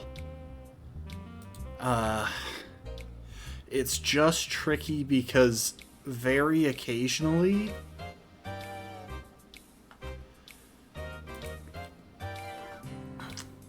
trainers will switch out when they are hit with some weirdness, like locking into moves.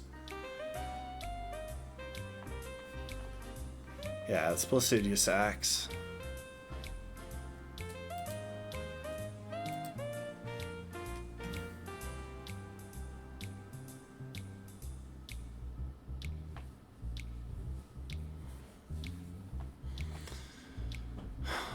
I kinda just want to try it. I feel like this is a terrible decision, to be honest, but... Hang on. Before anything else, let's go ahead and evolve Plassie.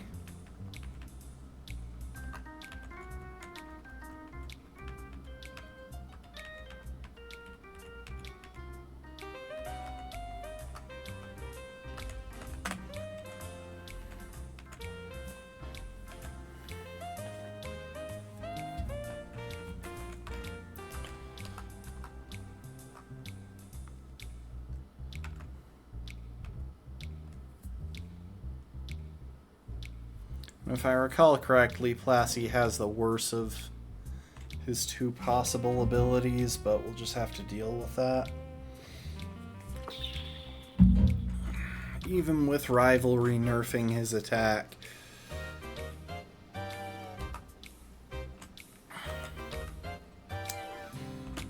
he is still a Haxorus.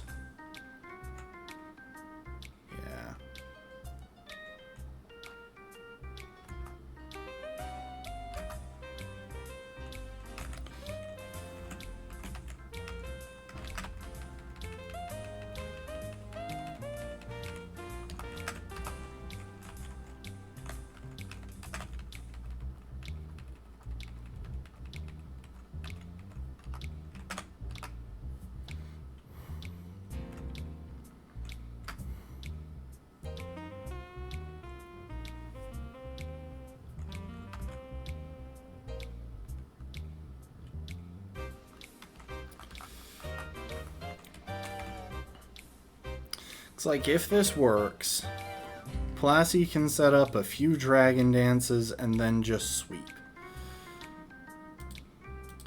If this doesn't work, we probably wipe.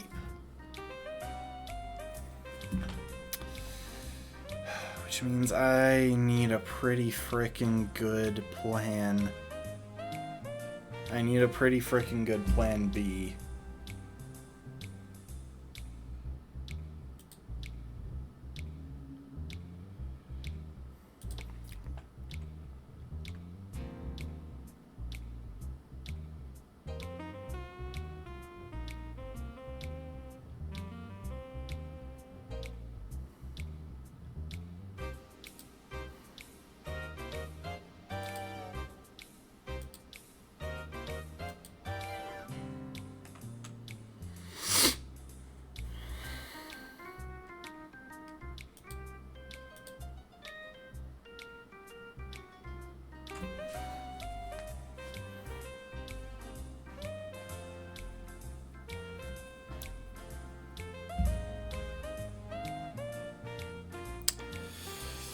Godric should be able to stall out the Slowking without too much trouble.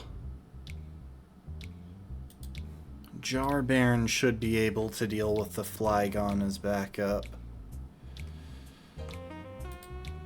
Once again, Godric should be able to deal with the Noctowl, assuming it does not have Choice Specs tricked onto it.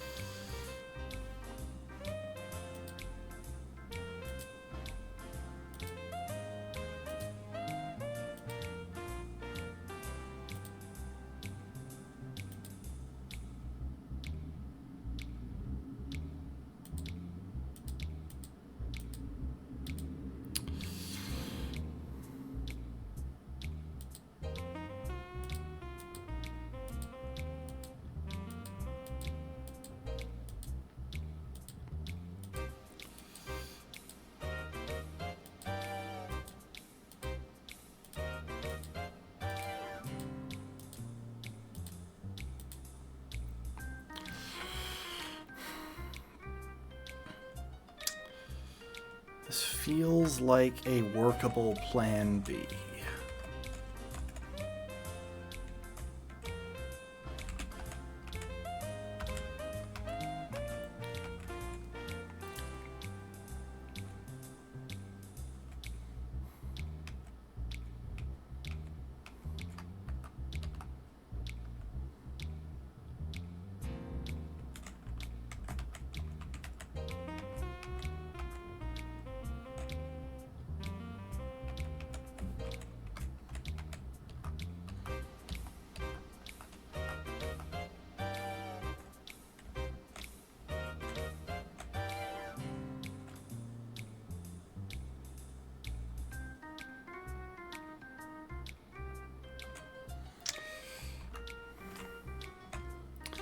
We're going to Ula Ula.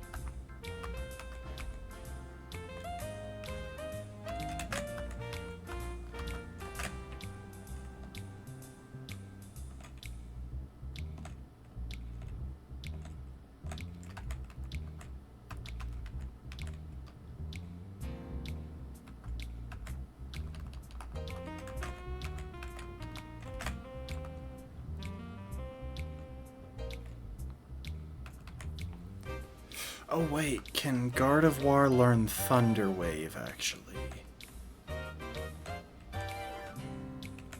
She can, yes. Okay, that's very helpful.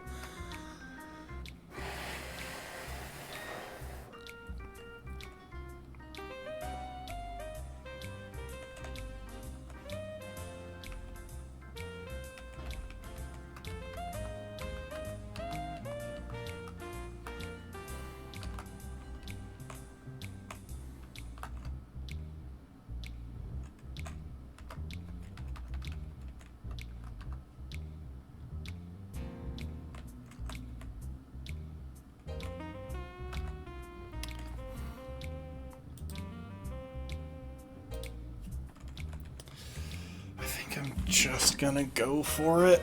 Worst that can happen is like 2 or 3 weeks of Nuzlocke go down the drain in an instant. That's not as insignificant as it sounds.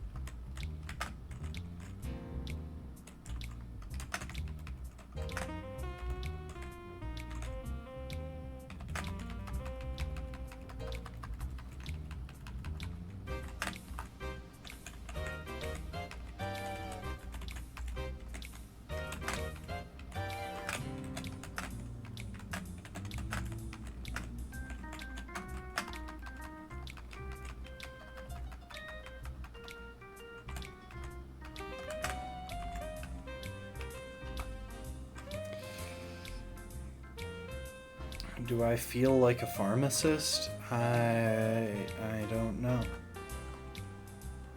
I really don't know what that means.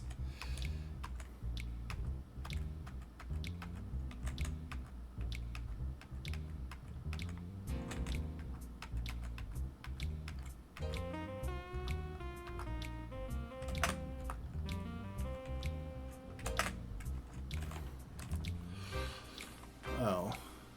Yeah, no, I'm not a pharmacist. I'm definitely more of a drug dealer.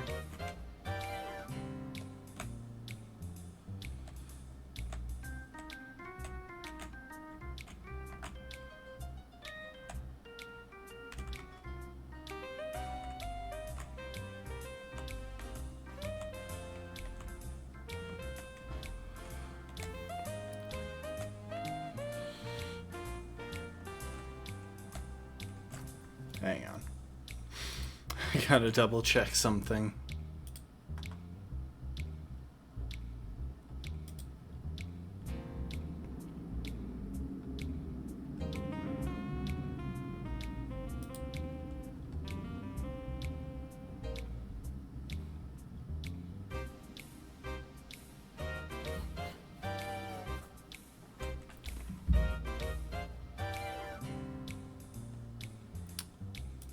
Fling. 130 base power is Big Nugget.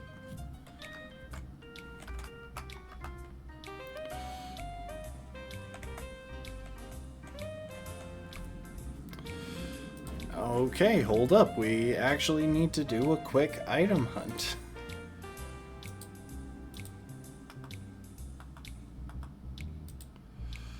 Big Nugget in Ultra Sun and Ultra Moon.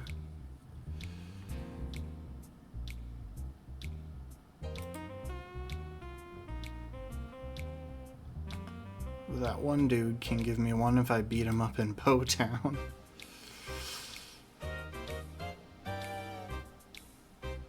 Pony Beach can give me one if I win in Mantine Surf.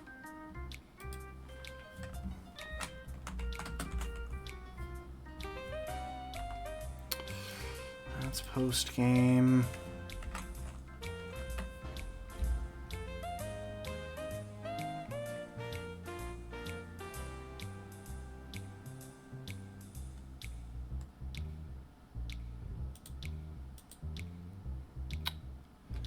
I think the desert one might be the easiest. There is Howley City.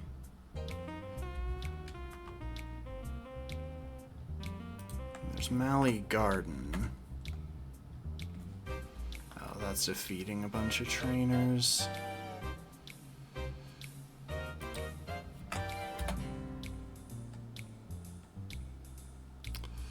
I don't really want to have to deal with office worker Royce when I...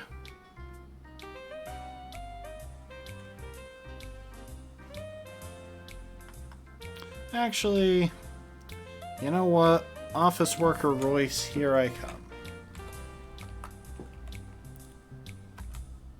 Well, first I need to go and make one quick change to my team.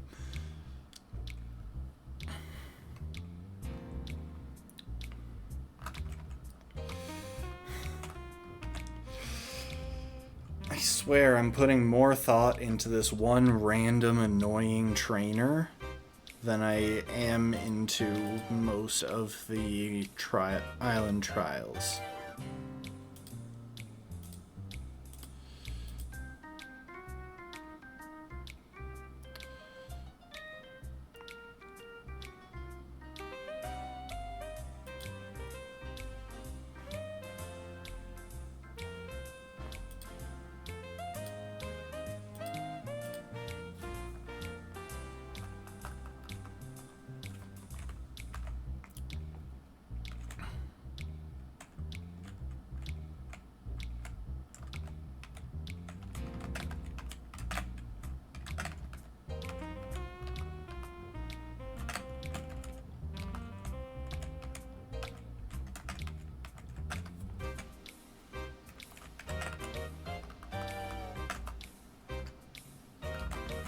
Forgot to grab the Eviolite.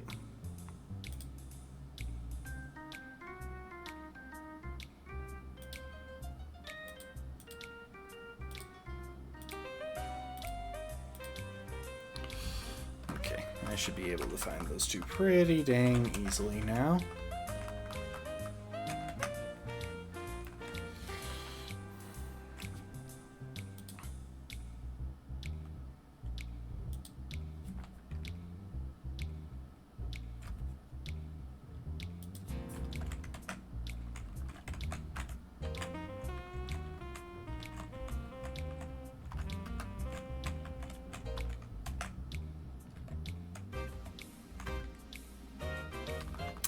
Yeah, Electo should be able to handle this no trouble.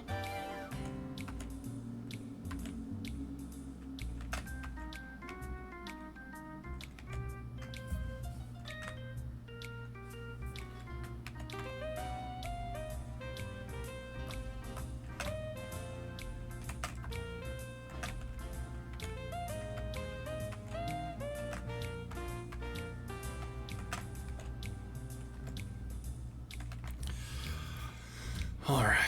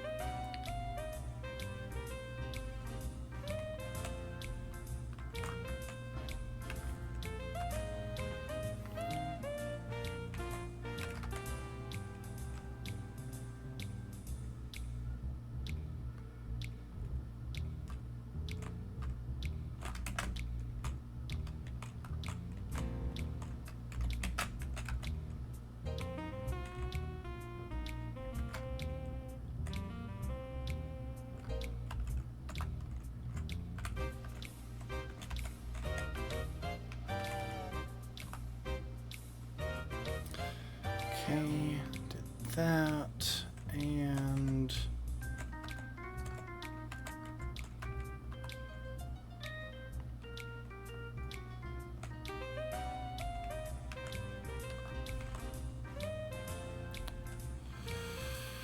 where's Fling?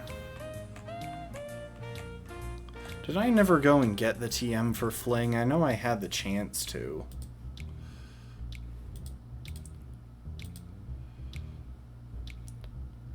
Holy Cemetery. I should have it.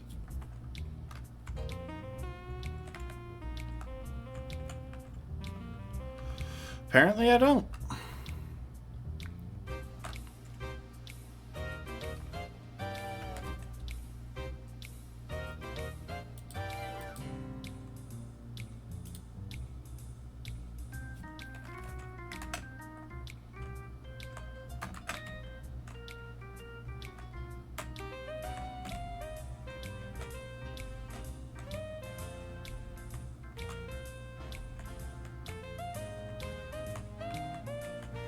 Where's the TM?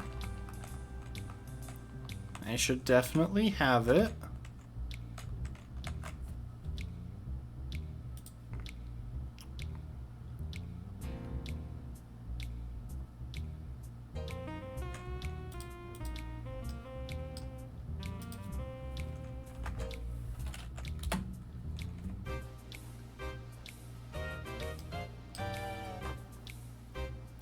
From elderly woman... Wait, isn't that like a one specific day thing?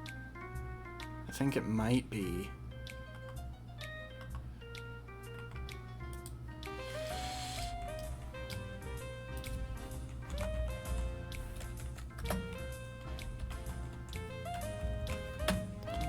Holy Cemetery. Items. Nighttime after obtaining Ride Machamp.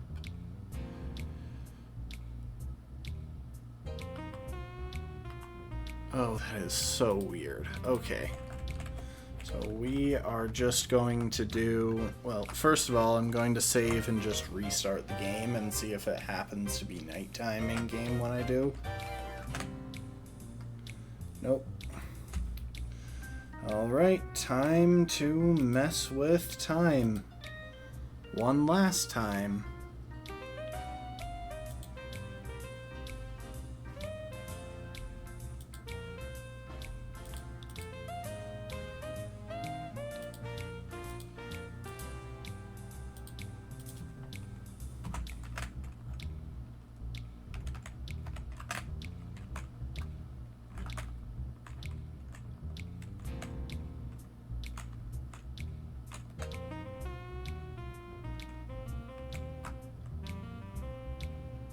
Probably have to reload the area. There she is.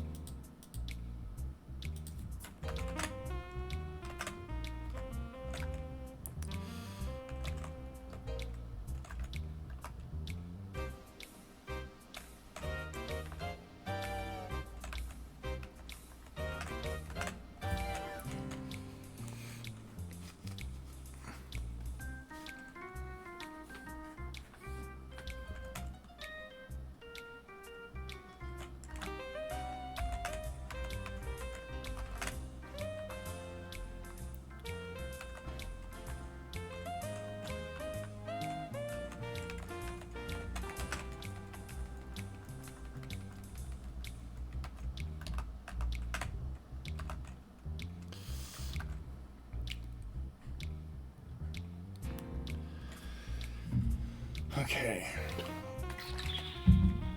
Final check. Specs, Eviolite, Leftovers, Muscle Band, Citrus.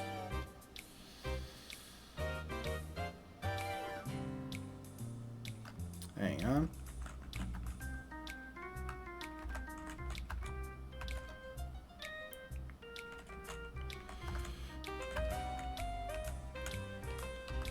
Give Godric a Chesto Berry instead of a Citrus Berry.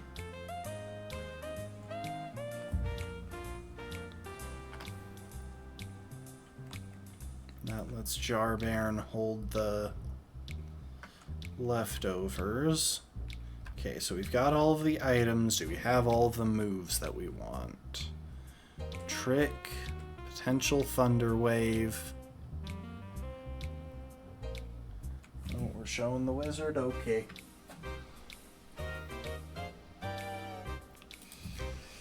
There he is. He's so wise.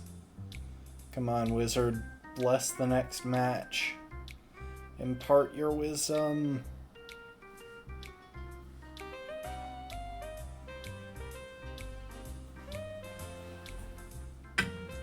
recall if any wisdom was imparted. But we're gonna go for it.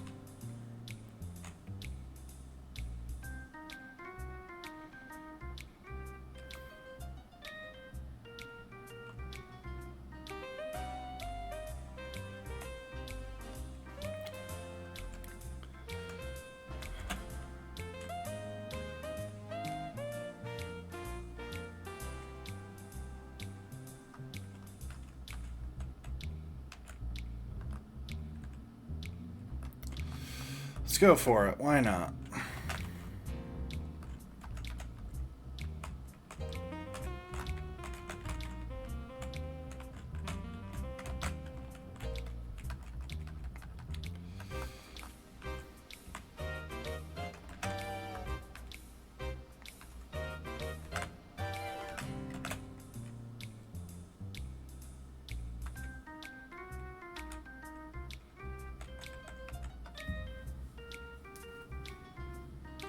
Okay, that works.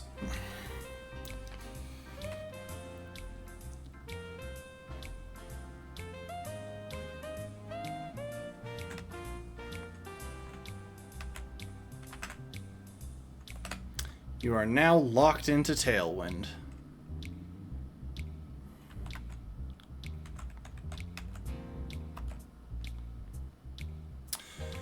And we're screwed.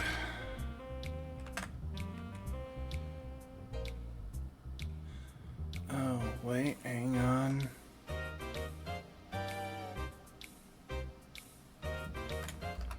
Okay, it has 170 base speed. Hold up. We're definitely going to get outsped.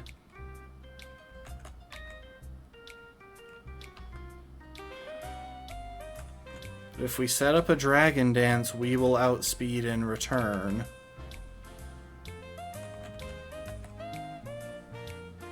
Can we survive one hit from this thing? We survived. Okay.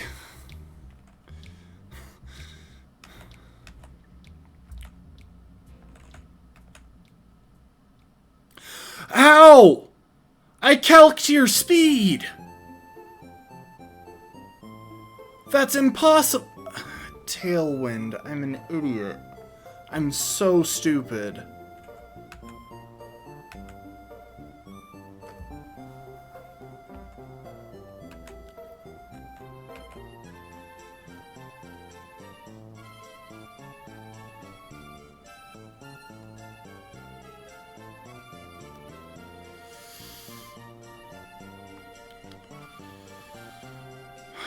I'm so stupid.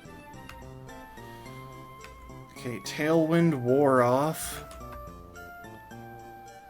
But we're still not faster with this. So we have to hard switch.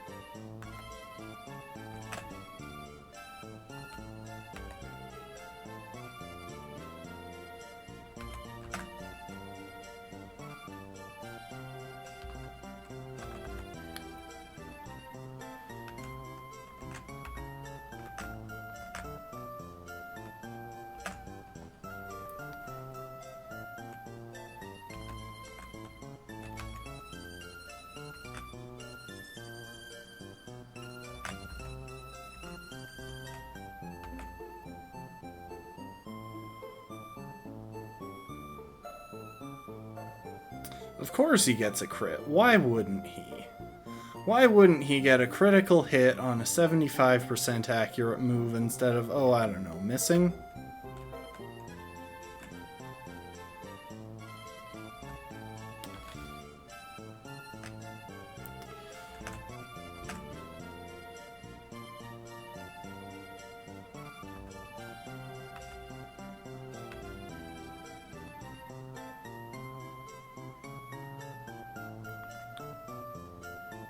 Okay, at least he's locked himself into Tailwind by accident.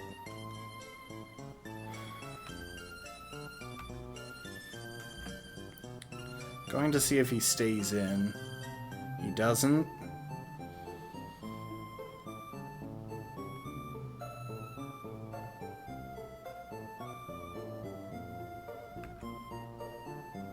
We should be able to outspeed the Slow King. It is slow after all.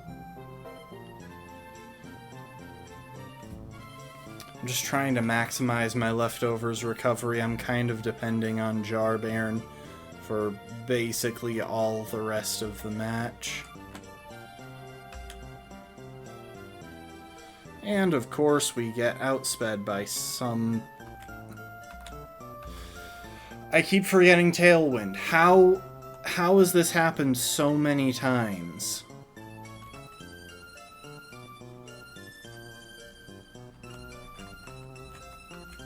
Straight up think we're screwed. Unless Selin can survive an earthquake, we are dead. We have...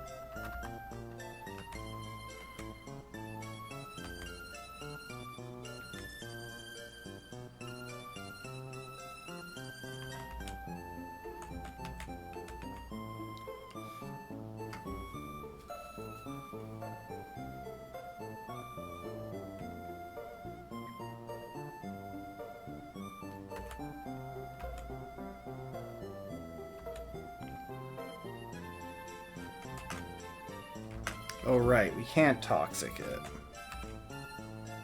Because I was dumb enough to paralyze it. Nice.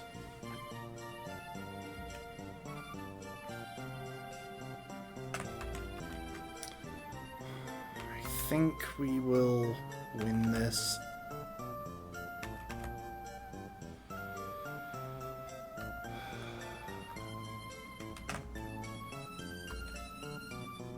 That is 3 very useful Pokemon dead.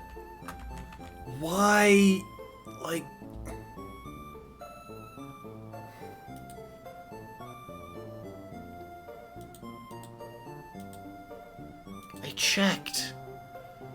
I checked the damage on Fling. Cerebi literally says that Big Nugget will turn into 130 base power, which means that was probably something introduced in a later generation. What do you want to bet? And then I made multiple misplays because I'm a panicky moron.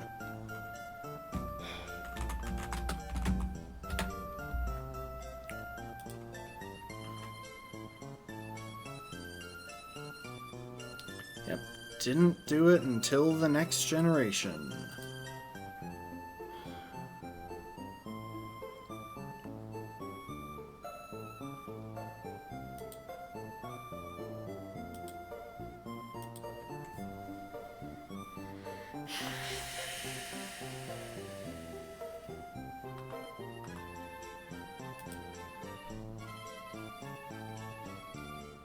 Which means I could have just gone with the Darknium Z. Gone for the Z move. Would have done the job.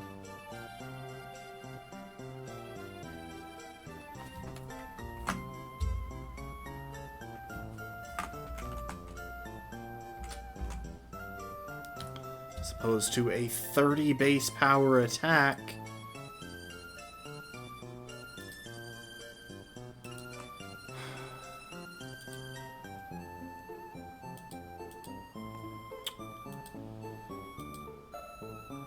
Well, at least that absolute train wreck justified the, hour plus I spent planning that fight only for that train wreck to happen? Like, seriously, if Selen had taken a critical hit, we would have lost the run there. Nothing else was taking a hit from that Flygon.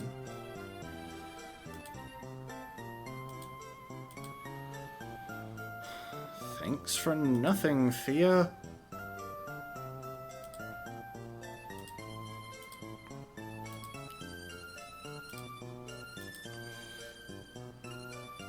Jarbairn, I am genuinely sorry for you.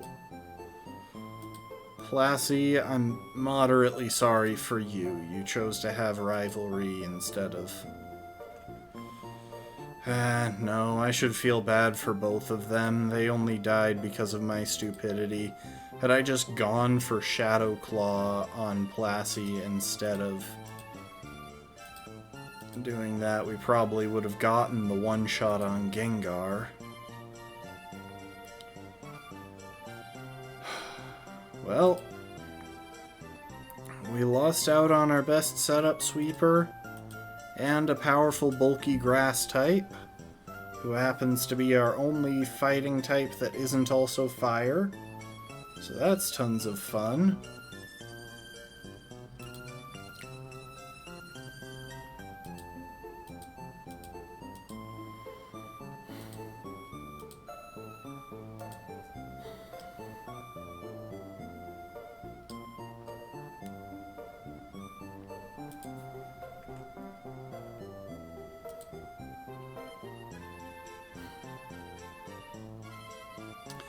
I'm gonna go and get the...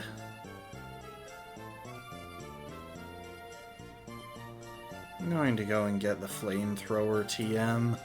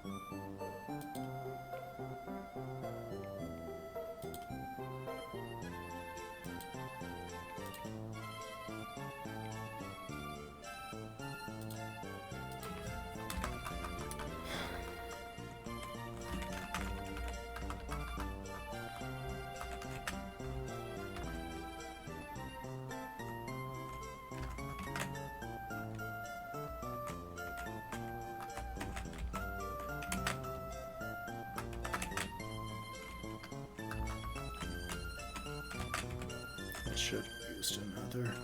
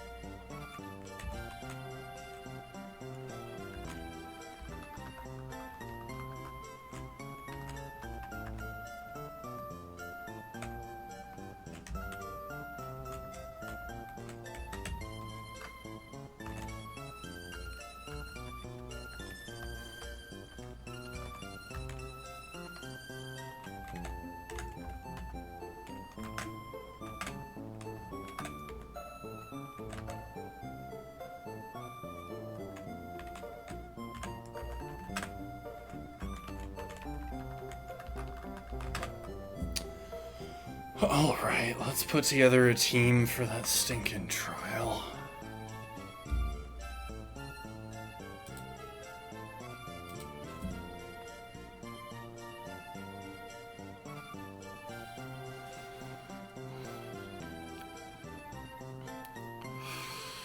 Okay, trial begins once I enter. I can leave when I came in, though it'll reset.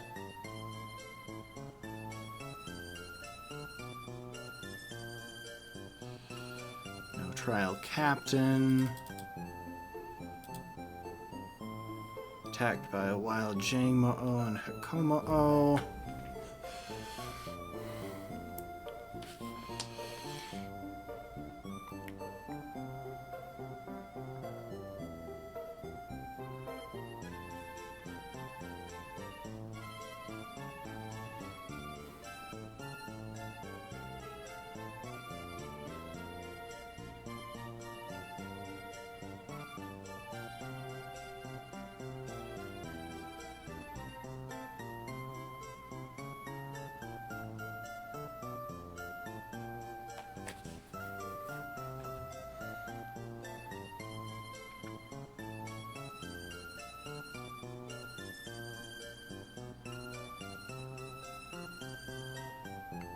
Okay, so it's literally just two Pokemon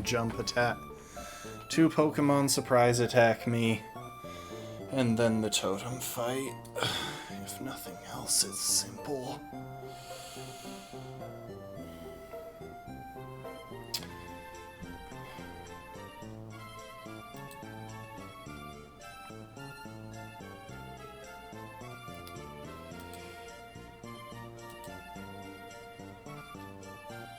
I want to see which of my Pokemon can learn Trick, because unlike that last battle, this idiot can't switch out, and it is carrying a Rosalie Berry.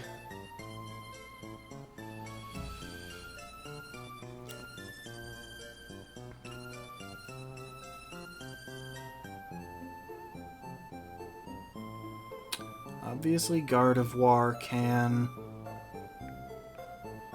She's not the right choice for leading into this.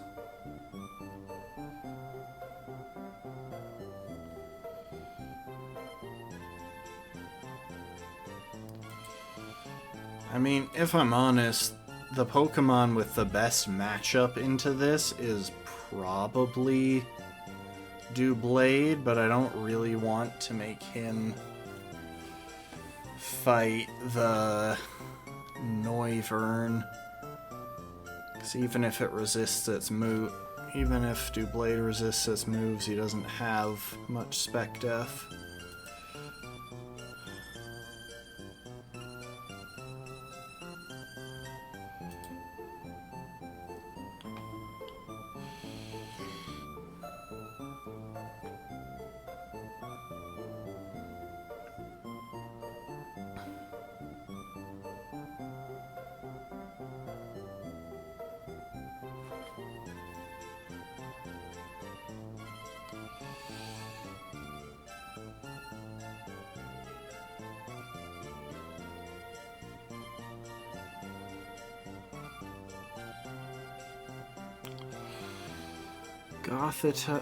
Gothitelle and Reuniclus both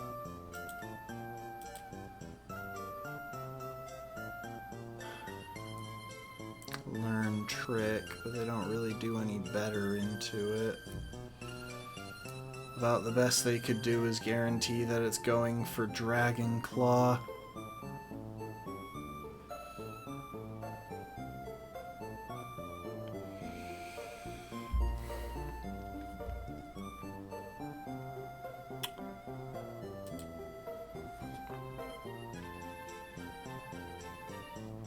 Which would give me a basically free matchup. But I'd have to sacrifice one of them to do it. I could probably stack Gothitelle for that, to be honest.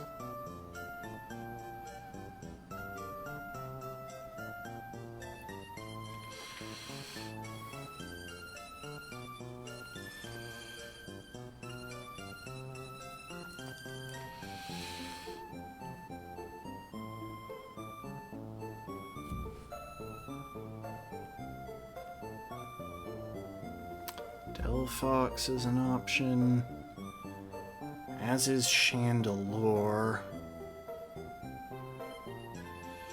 But I really don't want to risk Chandelure in this fight.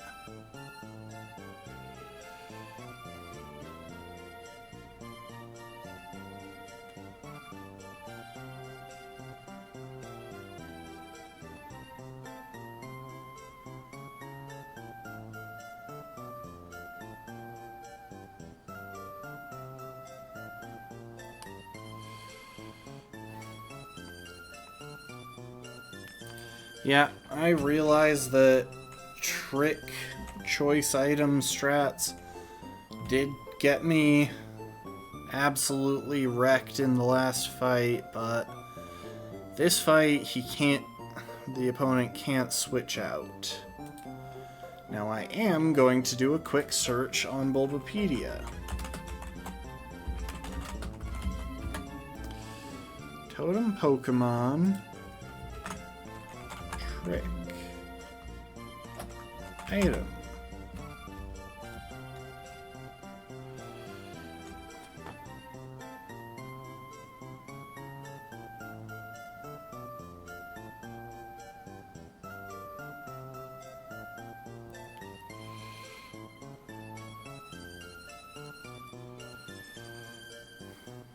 Okay. Messing with their item does seem to be possible. If you couldn't trick items onto them, I would expect that you wouldn't be able to I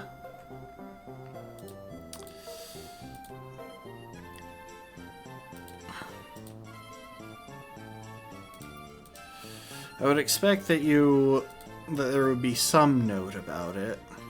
Okay, so Enya.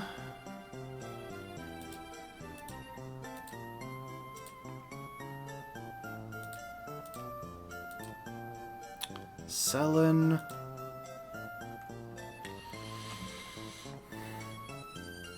Hang on, I want to check something. Oh, well, depending on whose ability Selen traces when she switches in, I might actually be immune to a couple of Noivern's moves.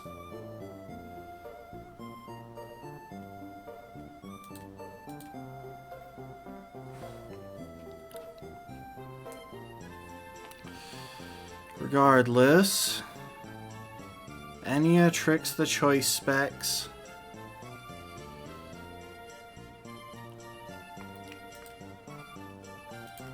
Selen and Electo are there to clean up after the fact.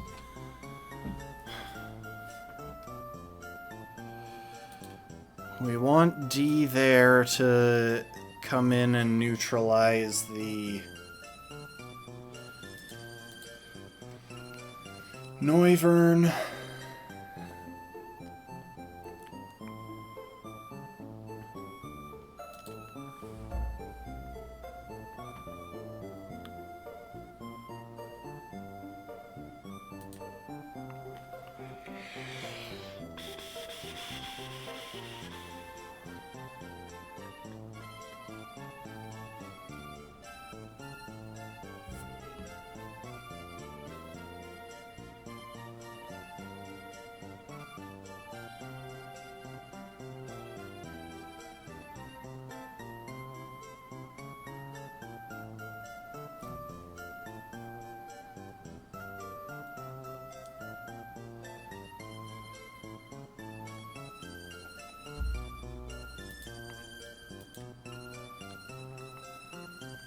Want something that we can sacrifice easily.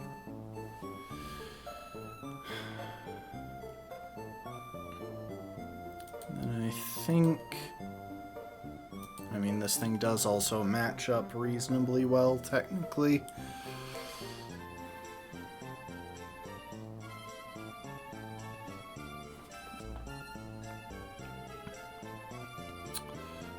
Let's get another fairy type in the group. Okay, I need to check some moves.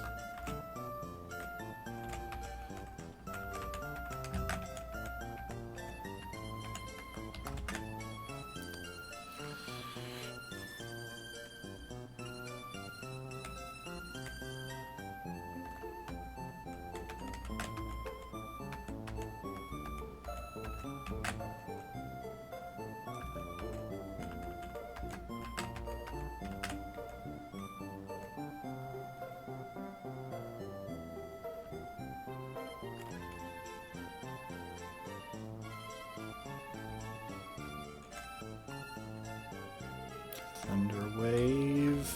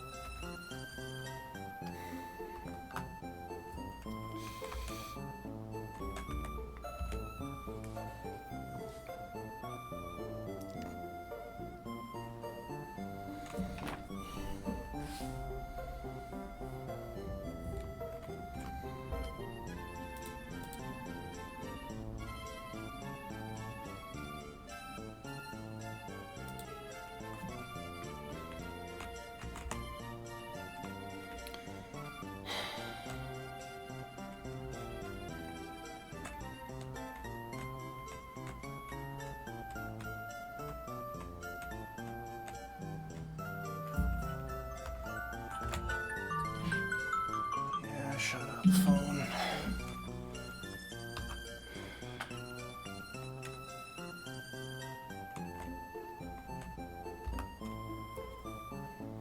That's preparation in case I don't trace the Coma-O's ability. Because if I don't trace it, then there is a chance that Selling gets KO'd by the Noivern even after the fact.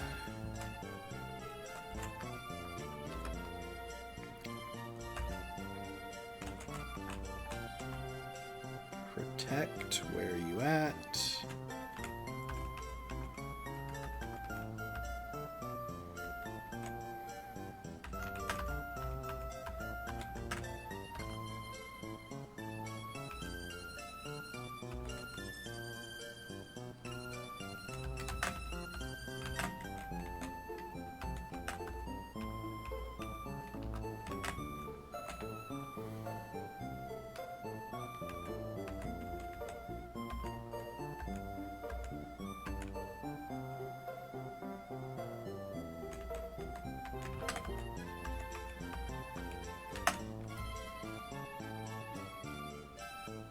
Hang on a sec. What's Coma-O's base speed? I might be able to use a much simpler strategy here. 85. That's roughly the same as Gardevoir, isn't it?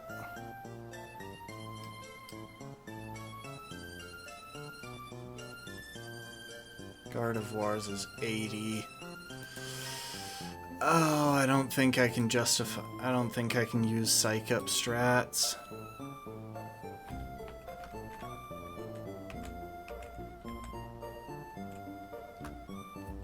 Not purely Psych Up strats, anyway.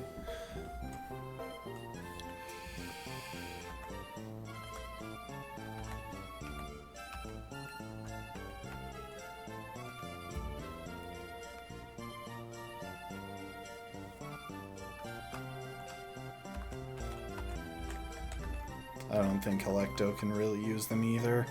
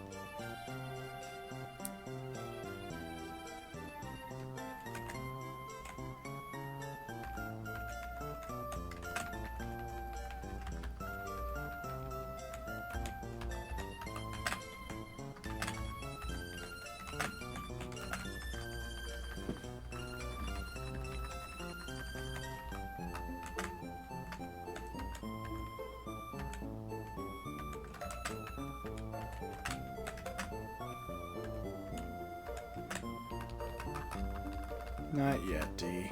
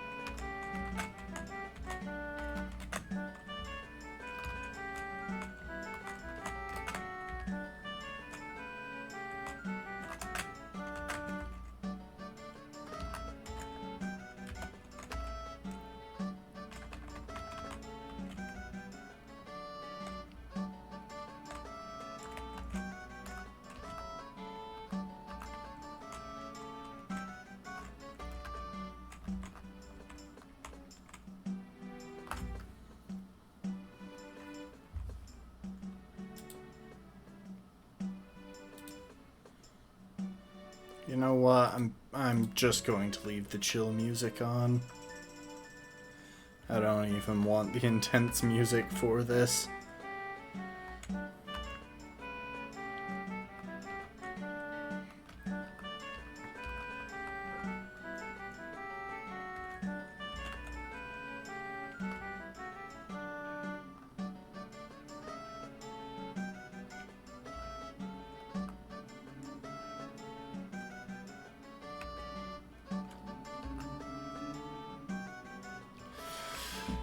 Let's double check movesets one last time.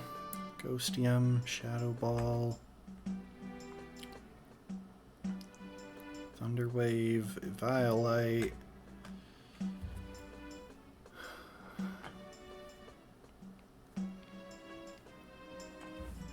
Thunderwave, Chillinberry.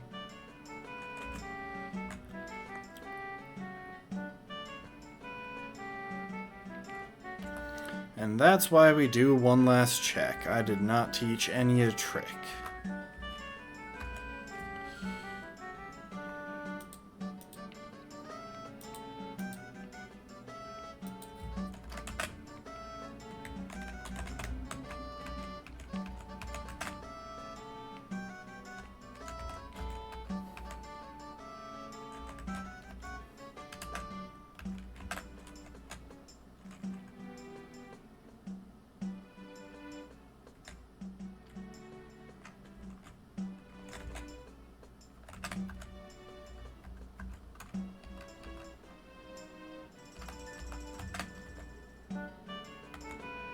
In case it wasn't obvious, we are probably going to be sacrificing Enya in this battle, but I would rather deliberately sacrifice a Pokemon than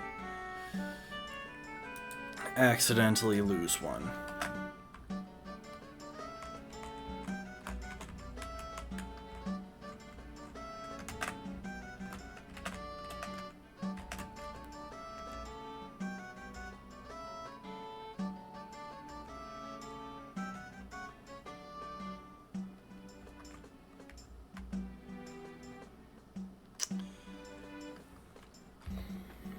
Okay.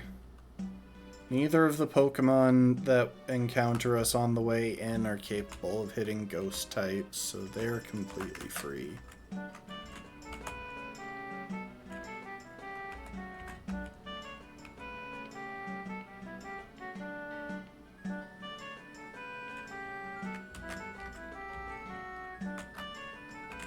This is the TM for Dragon Claw. Because obviously it's a wonderful idea to fight the Dragon type totem that starts with an Omni boost with a Dragon type.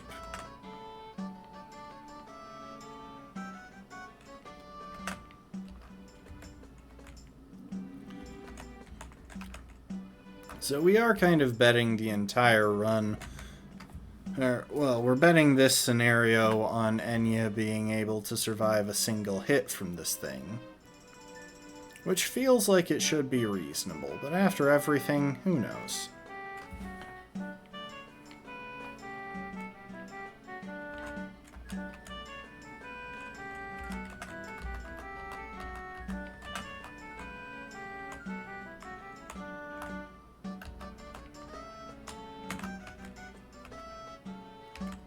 Let's do it. Totem Komo-o.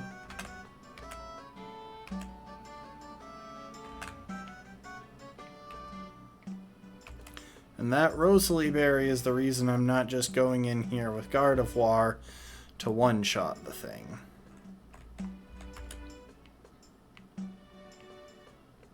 Survive one hit, please. Thank you.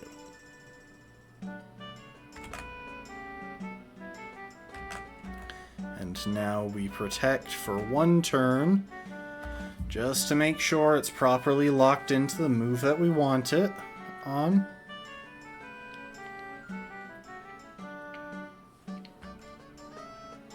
Noivern seems to be going for Screech, so we should be able to Thunder Wave it.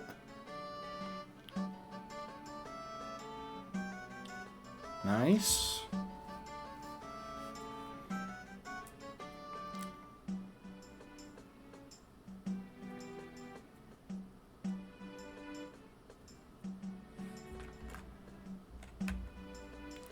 We'll scout.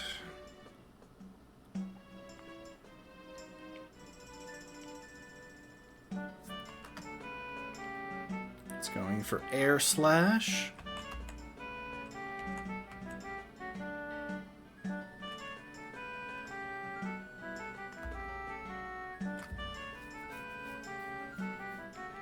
I'll go through Enya. Even at half speed, that Noivern might outspeed us, which means there's at least a chance that I can get a nice slow volt switch to bring in Gardevoir.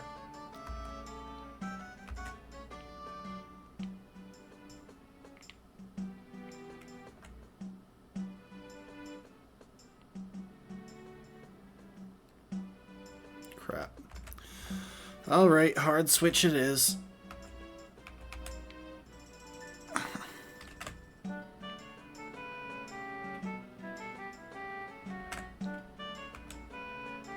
And now we start by actually using Psych Up on the Komo-o to steal its Omni Boost.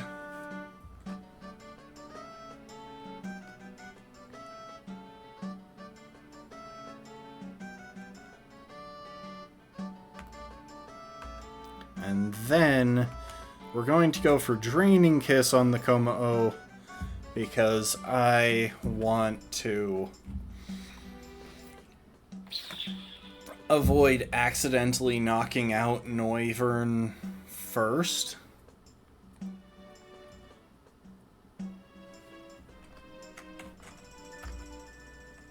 And now we can use Dazzling Gleam to wrap it up.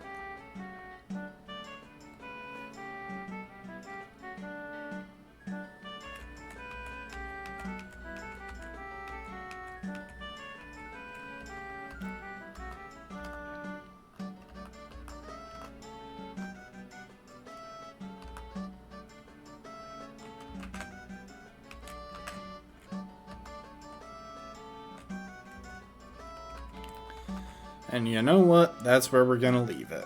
I'm already over time. We managed to get through that with way less trouble than we did the fight immediately before it. And I would just very much like to be done.